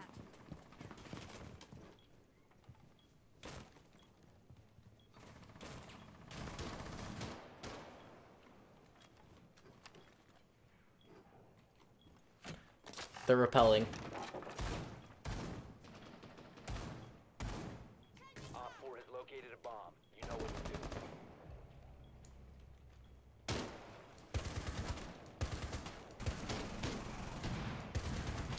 Got him!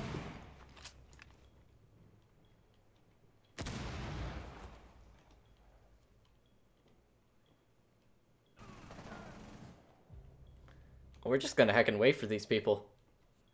Thank you for doing the huge yeet. I appreciate it.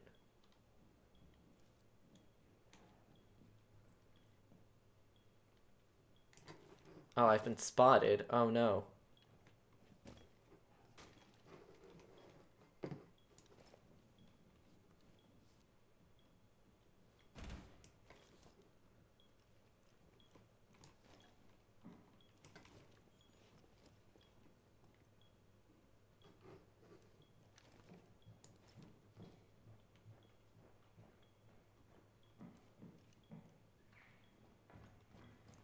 Oh, they're so coming from here.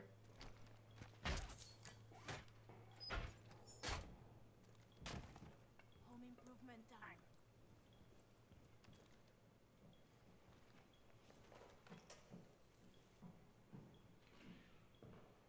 They're repelling.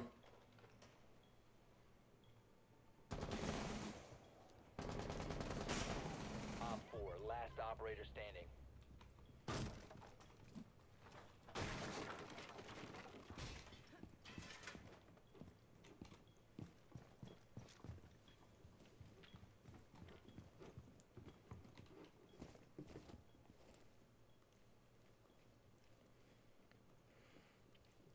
I think there are letter emojis.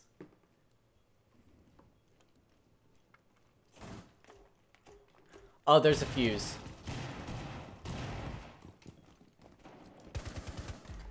Yeet! I knew where that fuse was. Get that garbage out of here.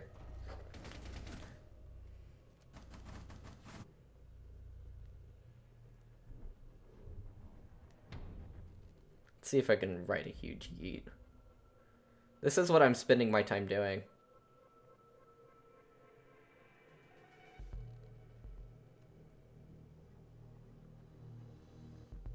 Oh, there's no emoji. fudge. Wish there was. Oh, now we go Twitch boy. The platform that I should be on. Yeah, okay. There's no yeet emoji. I could say backfired. 'Cause get it? It's a shooting game, and there's backfiring. I can't believe that Fuse never even saw that. That was beautiful. Huh? Oh, they're so upstairs. Your drone has found a bomb. We found you, baby. They're upstairs. Drone has located a bomb. I know exactly how to do this. This is one of I was playing ranked, and this is where one of my favorite rounds happened. Where Seconds before insertion.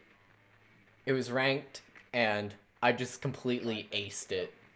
It was beautiful. The diffuser has been secured. And like my teammates were arguing too. They were yelling at each other. I was like the only person taking it seriously. And then like I just got I just did 2 quick headshots in the round, and they're like, "Did you see that?" I was very proud.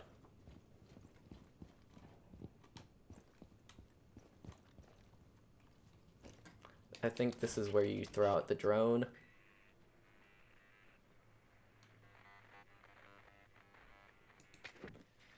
Kill that. What we need to do is kill... Oh, nope, you've already killed the camera. Thanks a lot. You took my job. Killed that jammer.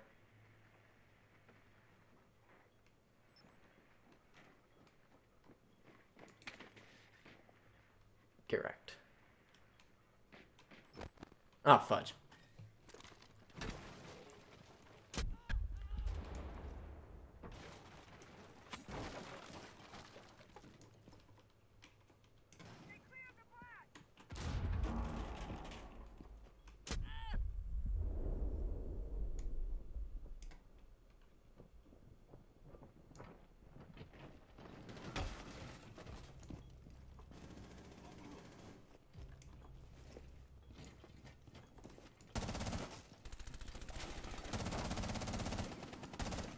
Swapping back!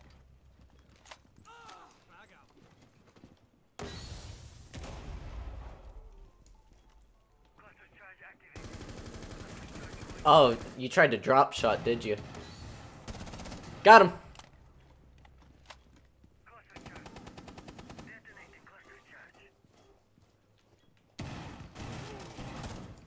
Bomb diffusion initiated. Protect the diffuser.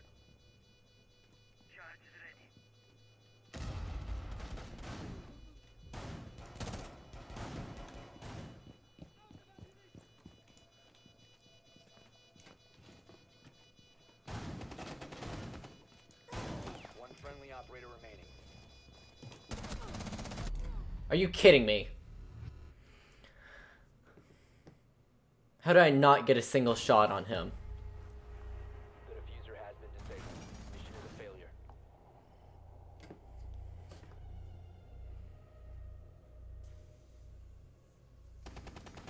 Okay, now we just need to win this round. Oh, now we get to defend the thing we're good at. Yes, I am triggered, Taehi. This game is going to make... This game is probably going to make me more angry than golfing over it. This game, I don't know what it is, but it's hard for me to rage at this game. I don't, like, because mainly, oh, the Tachanka glitch. Hey, I see what we're doing. But basically, like, it's hard for me to get mad at this game. Like, yes, this is Rainbow Six. I freaking love it. It's hard for me to get, like, super mad at it. Because it's like, usually, it is your fault. So, it's hard for you to get mad at something that is your fault. Keep the bombs protected. No, golfing with friends is a whole different story. Did you just freaking shoot me? Setting the weapon. Did you just? I have 9 health now. Did you see that? Oh yeah, when I started I was garbage. Setting up. Setting up a diversion.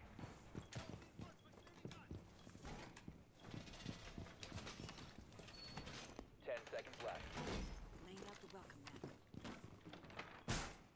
5 seconds. Bomb locations are secure.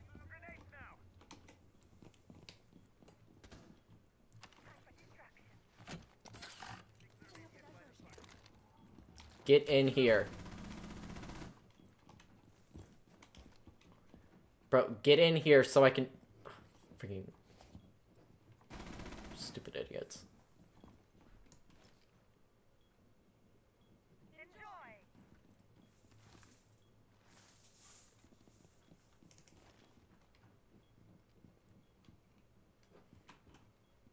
A bomb has been located by Op 4.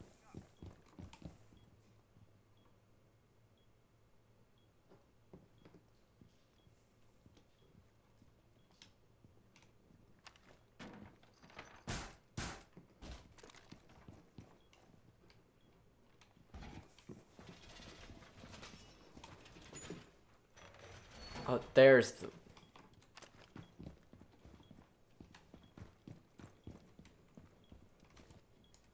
Where's the stupid drone?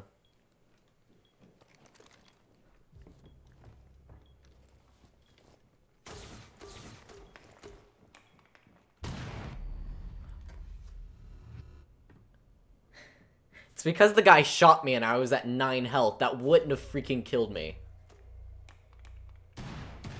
But because I was at 9 health, of course it killed me. Op 4 located a bomb. Protect it. If we lose. I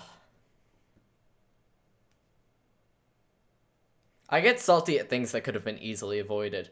Like, me getting shot.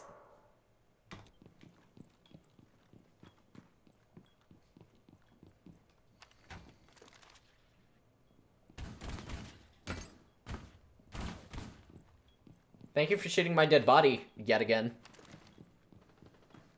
Yay for misclicks.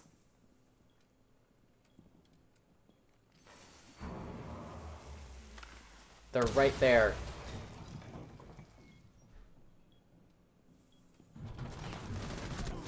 Nice, you got one.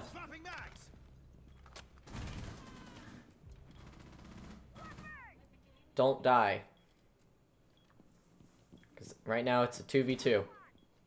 Believe in you. It's behind you. It's behind you. They're outside. They're outside. I know they can't hear me. It just makes me feel better. They're at the window. One friendly remaining. Great. They're at the freaking window.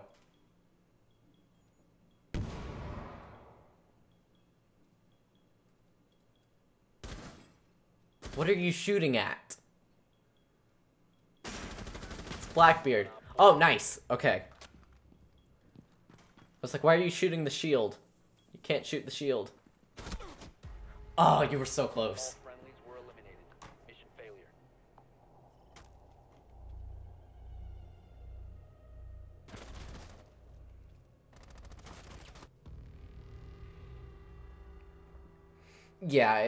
Yeah, I can get salty. Like, the guy literally shooting me, causing me to die. Of course it's the guy that was in last.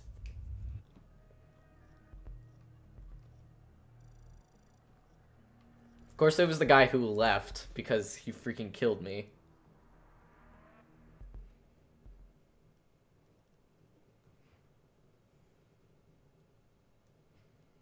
But I still find this game really fun. Even if some of the people can be very, very, very, very freaking annoying.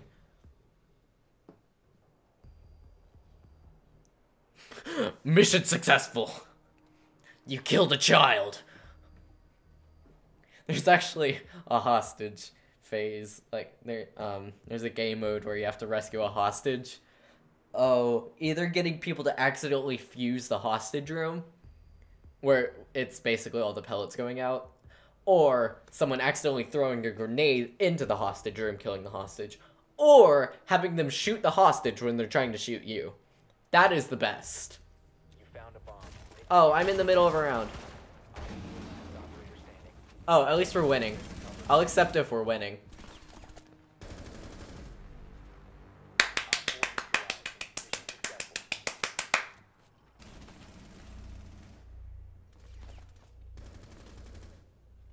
Dude, if you hadn't gotten him, that would have been shameful.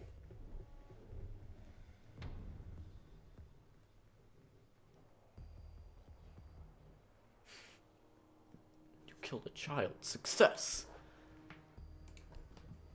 The chateau is also really good. Chalet, sorry, is also really good. Like, I got Frost. I just play her a lot. Last night, while playing Dauntless, me and my friend fought a new behemoth that was a complete jerk and introduced you to the RNG aspect of getting materials. Got kind of salty. I hate RNG, just in general, because it's so annoying.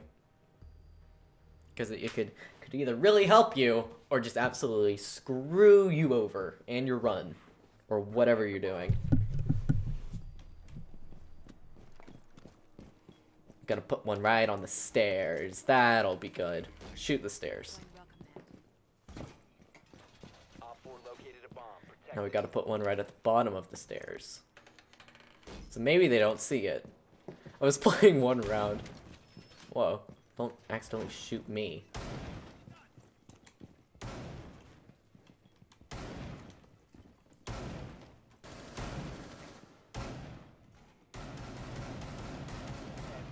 You are just unloading on that shotgun, aren't you? Down to 5 seconds. Setting the You just shot Jagger.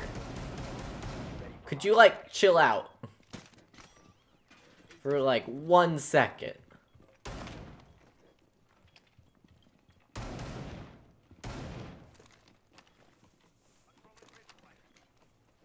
Fine, I can't put it here.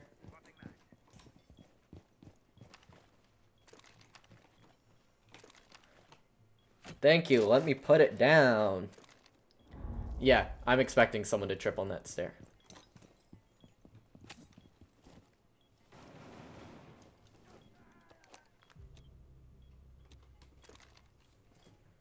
Took us long to make all the weapons.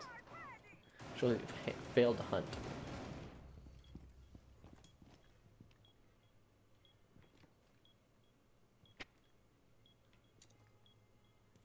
Did your mother, like, just not love you enough as a child for you to, like, just go ham on that shotgun like that? Jeez, dude. Oh, hello. Kill that drone.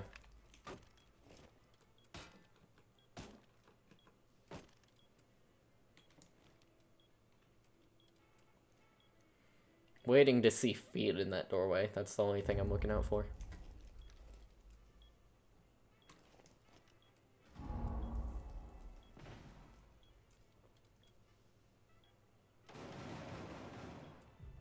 Oh my goodness. Could you guys, like, chill out? friendly down.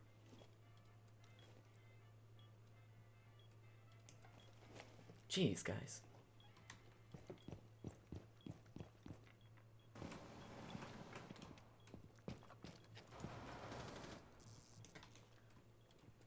Spill it. Oh, we got it, Caveira. 4 remaining. Oh, I wanted to shoot him through the ground. Successful. Dang it.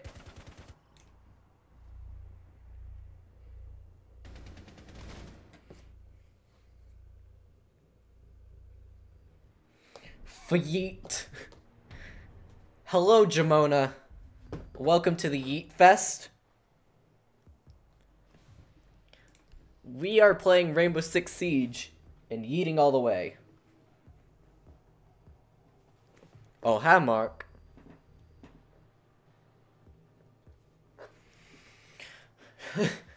Yeet. No, the respectful yeet is the yeet. You have to have, like, you can either use your pretend fedora or actually have a fedora. But you need You need something like in reference to a fedora to do the respectful yeet. Cough.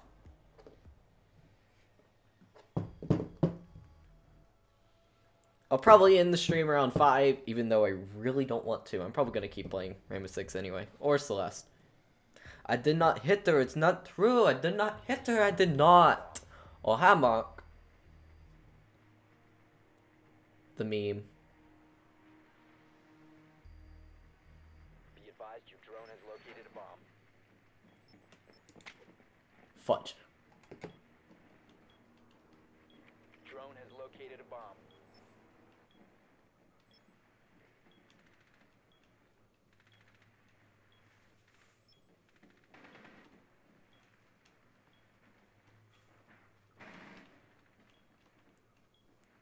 Seconds. 5 seconds to insertion. The diffuser has been secured. I'm just going to keep annoying people. Location and defuse it. Fudge. Fudge. Fudge. Fudge. Fudge. Fudge. Fudge. Fudge. You saw nothing. Dang it. Okay, we're going on, man. Can you bow and tip your fedora? I would guess so. Be disappointed if you couldn't.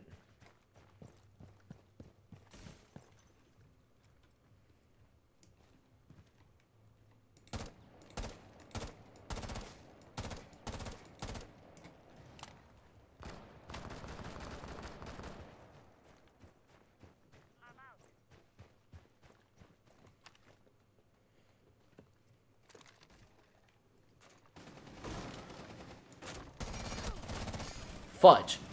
I didn't expect a guy to be there.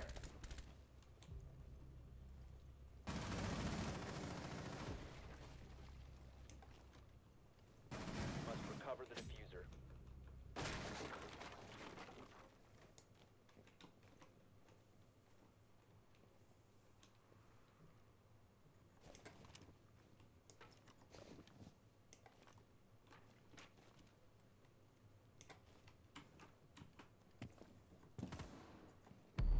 One friendly What? operator remaining. Oh, it's that guy. Oh, if I accidentally cursed.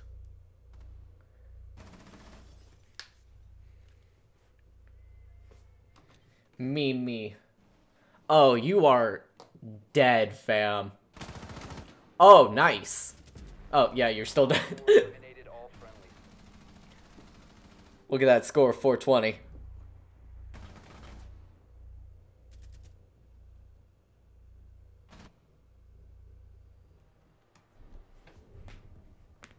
Crack my neck.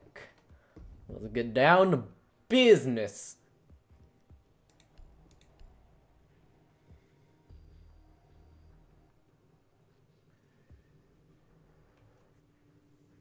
Why did you leave? Why'd you leave? Now it's a we were up 2. Now it's a 4v5.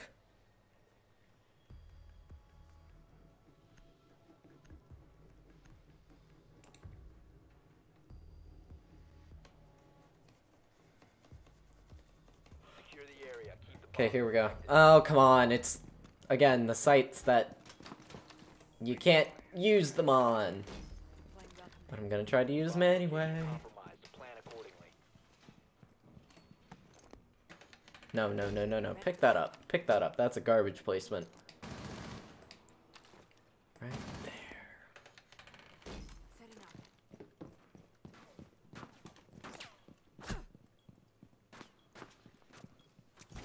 Be advised, a bomb location has Could been you compromised. stop? 10 seconds remaining. What are you doing?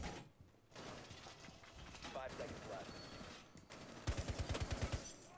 Swapping mags. Bomb located by Op 4. Again, with the random shooting at teammates. Stop.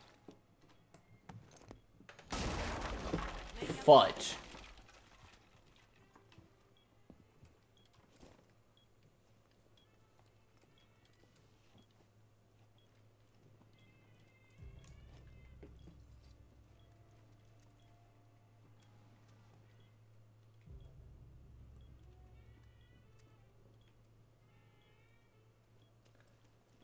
Why are 2 people gone?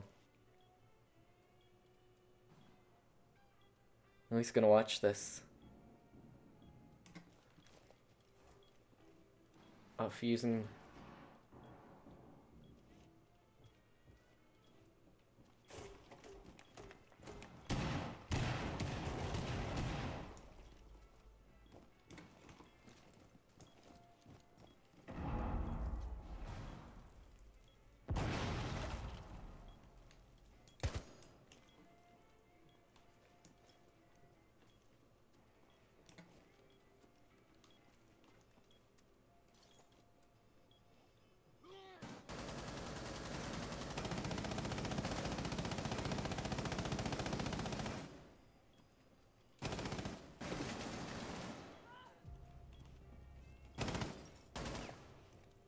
Friendly operator remaining. Op 4 has placed a diffuser near a bomb. Destroy it.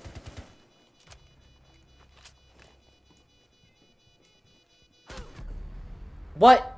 All friendlies were eliminated. Mission failure. Oh, it's Glaz. Of course it's Glaz. He's just watching through the wall. I got 1 kill, though. And now it's a 3v5. This is fantastic. Could we get some people in?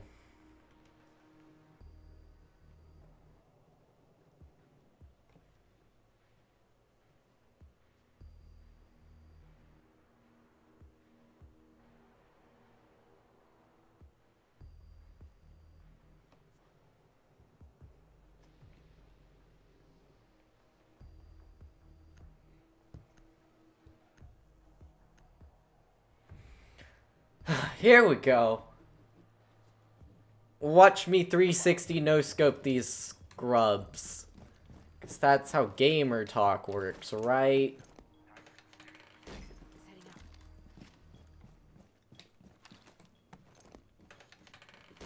Laying out the welcome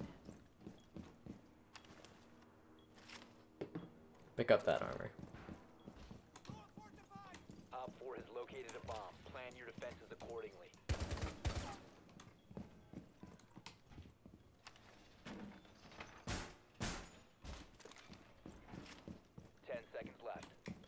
We need to blow up this wall so we can travel in between. 5 seconds and counting. Door secured. Bomb located by Op 4.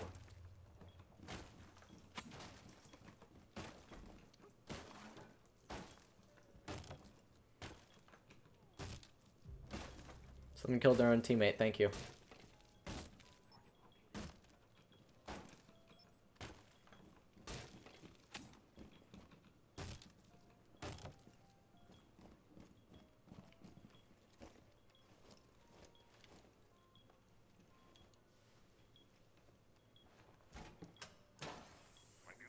I think annoying person in general is probably a better response.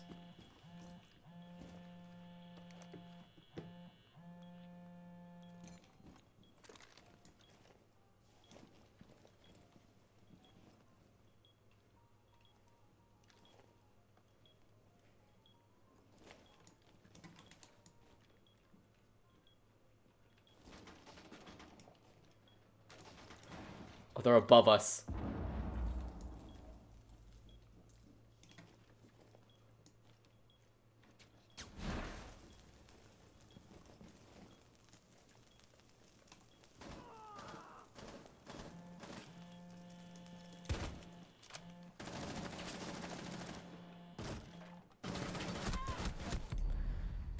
Fudge! Friendly remaining.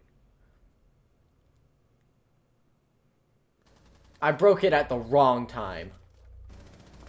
Be advised, Op 4 has located a bomb.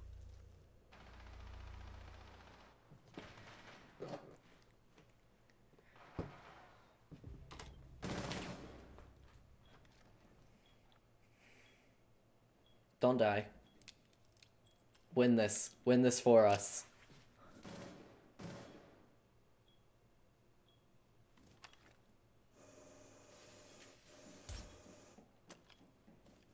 They're going to be planting. They're planting. Bomb diffuser in place. Yeah, of course they're planting.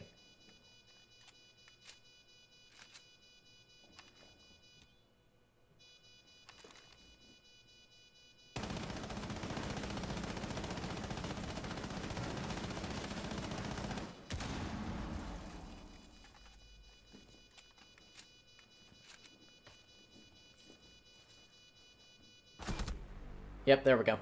Mission failed. All friendlies were eliminated.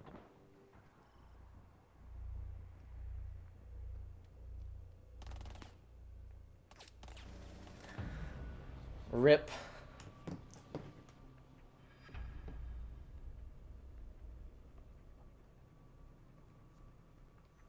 That was a 10 out of 10 round. Okay, we're probably gonna go one more round and then end off the stream.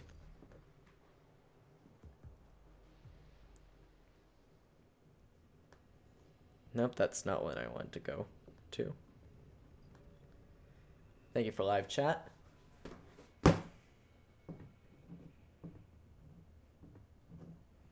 Do do do do do do do do do do do do.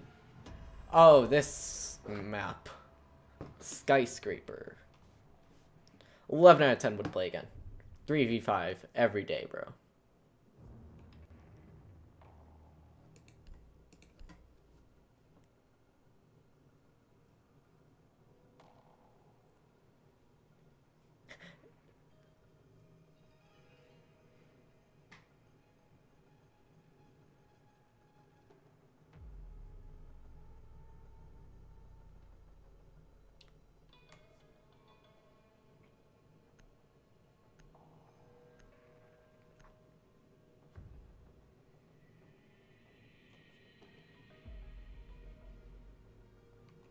Waiting, waiting. This is my favorite part of the game. Waiting for the game to load.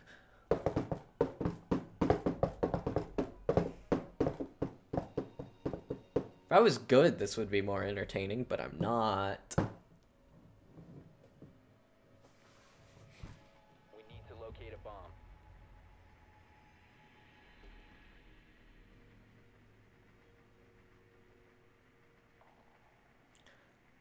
Also, another thing that would either be an absolute mistake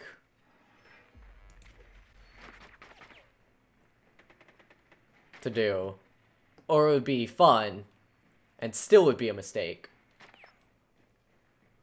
would be 10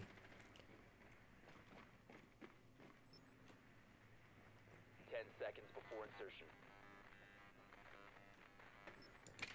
5 seconds to go. keep putting down signal. The diffuser is now There we go. secured. Proceed to bomb's location and defuse it. Okay, fudge. Whatever. Let's go.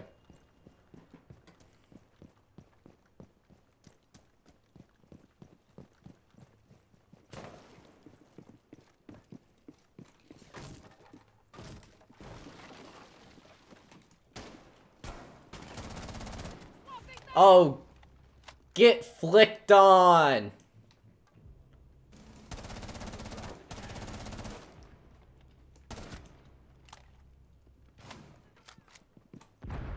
Oh, you stole my kill. Diffuser has been secured. You also stole my kill.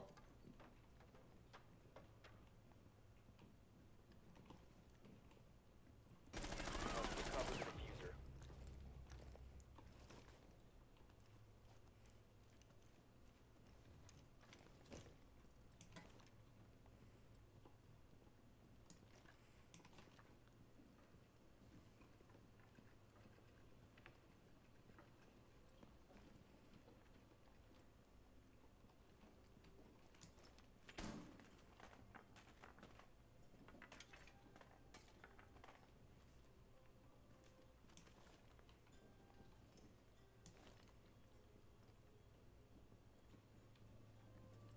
The diffuser has been recovered.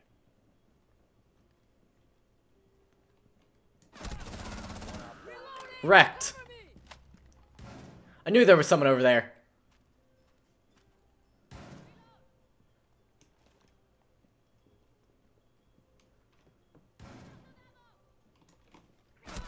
Oh, they're in there. Fudge. Operator standing. Pepperjack. I saw them. I knew they were right there. I was going to try to get around a corner to hide.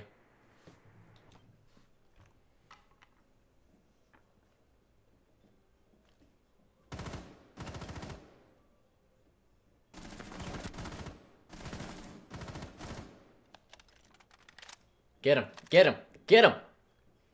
There's only one way out and one way in there.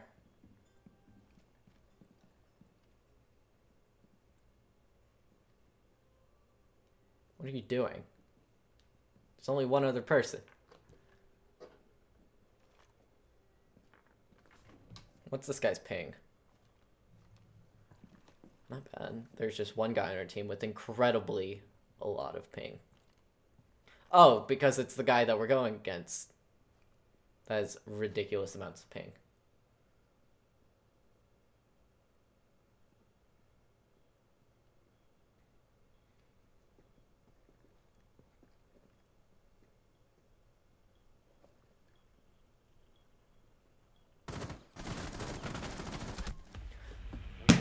How?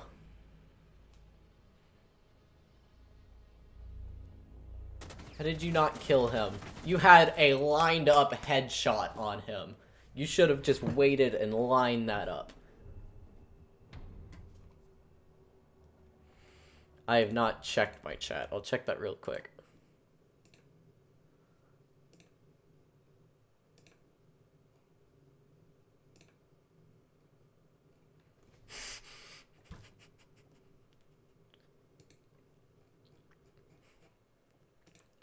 Is Wendy working today?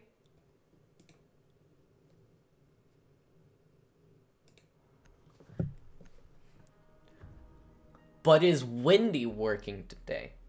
Dude, I think the window's closed. Is Wendy working today? Oh, I think they're closed. Oh, come on, man. Is Wendy working today? Dude, I think we're at a Taco Bell. Come on. I love that. And of course, it's the guy with ridiculous amounts of ping.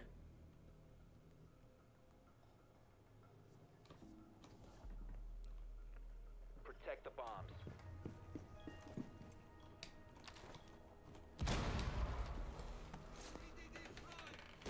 Laying out the welcome mat. This is, like, Frost is great for Windows. Fantastic for Windows. Ready for assault. No, she got food poisoning. A bomb. Protect it. Deploying the bay! Setting my +1! 10 seconds to insertion. Get wrecked, drone. 5 seconds and counting. Bomb located by Op 4. Let's do this. Is Wendy working today?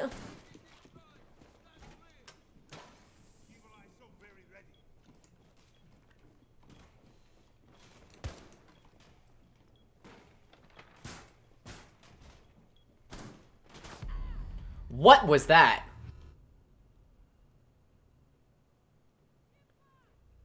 Where was that even from? Oh, that was such a lucky shot, too. Did you see that? That ridiculously lucky shot.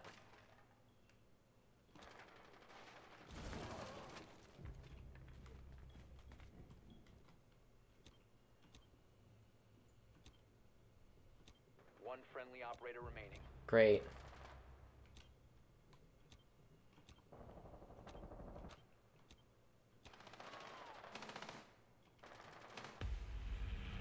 All friendlies were eliminated. Mission failure. Of course, it's Sledge who got the freaking luckiest headshot ever.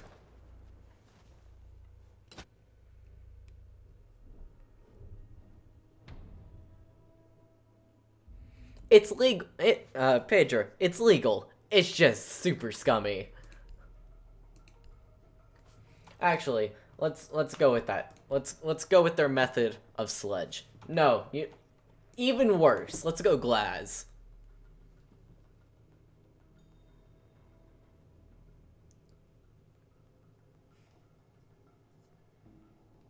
Let's finish out this round strong, or at least on the top of the leaderboard. For our team.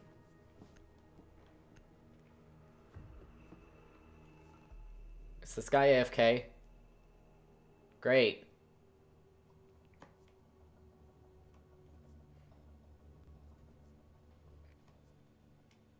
Need to use your drone to locate a bomb.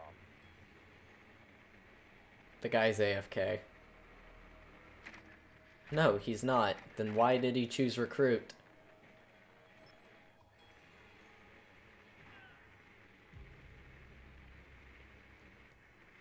They really like killing their teammates.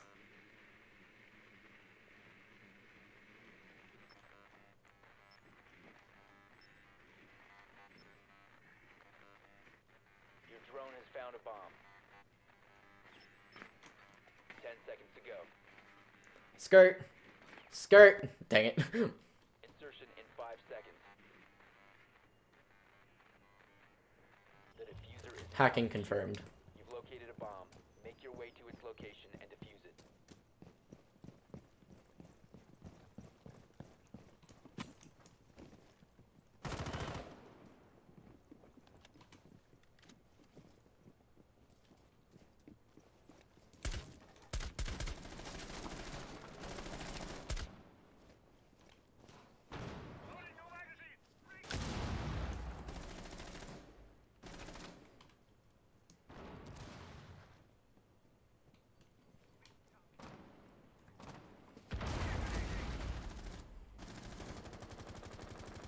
You have located a bomb. Are you kidding me? Watch out, it's Kavera. Back off. The diffuser has been recovered.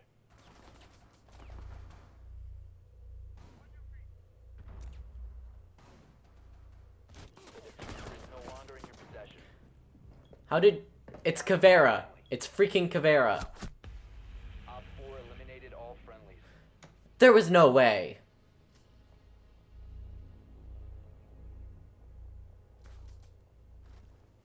She got the ace on all of us. Well then, that was worst round ever.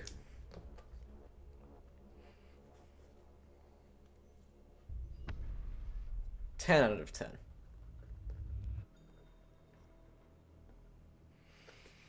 Hey, but we got the most kills and assists, so there was that. But I think that's going to have to end it here. We have been streaming for almost 2.5 hours. This has been a lot of fun. I really want to start streaming more because it's just having a good time. It's just a great time doing this. I love talking to you guys. It's so much fun, and then playing games and being productive while doing so. So I love this game. Well, I love Rainbow Six Siege. Hate golfing over it. I'll have to play that more in my own free time. I really wish that I had beaten on stream, but yeah, whatever. I'll just beat off stream. It's fine.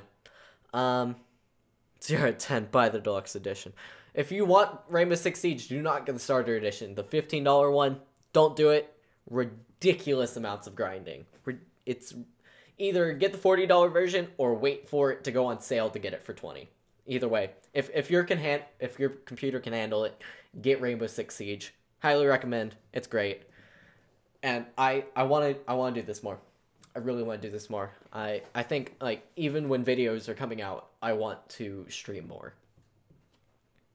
I do need to do some other stuff like I have like a chem packet that I need to go through just to like get myself prepared for the school year. And then I also need to work on some Boy Scouts and just at home stuff. But other than that, if I have time, I definitely want to stream more because it's so much fun. So thank you guys so much for being here. This has been an absolute blast.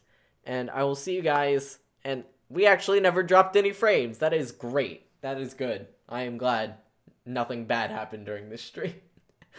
Everything went off without a hitch. That's great. So, thank you guys for joining me. I'll see you guys next stream or next video. Bye. And keep waving as I look over to hit the stop streaming button. Bye.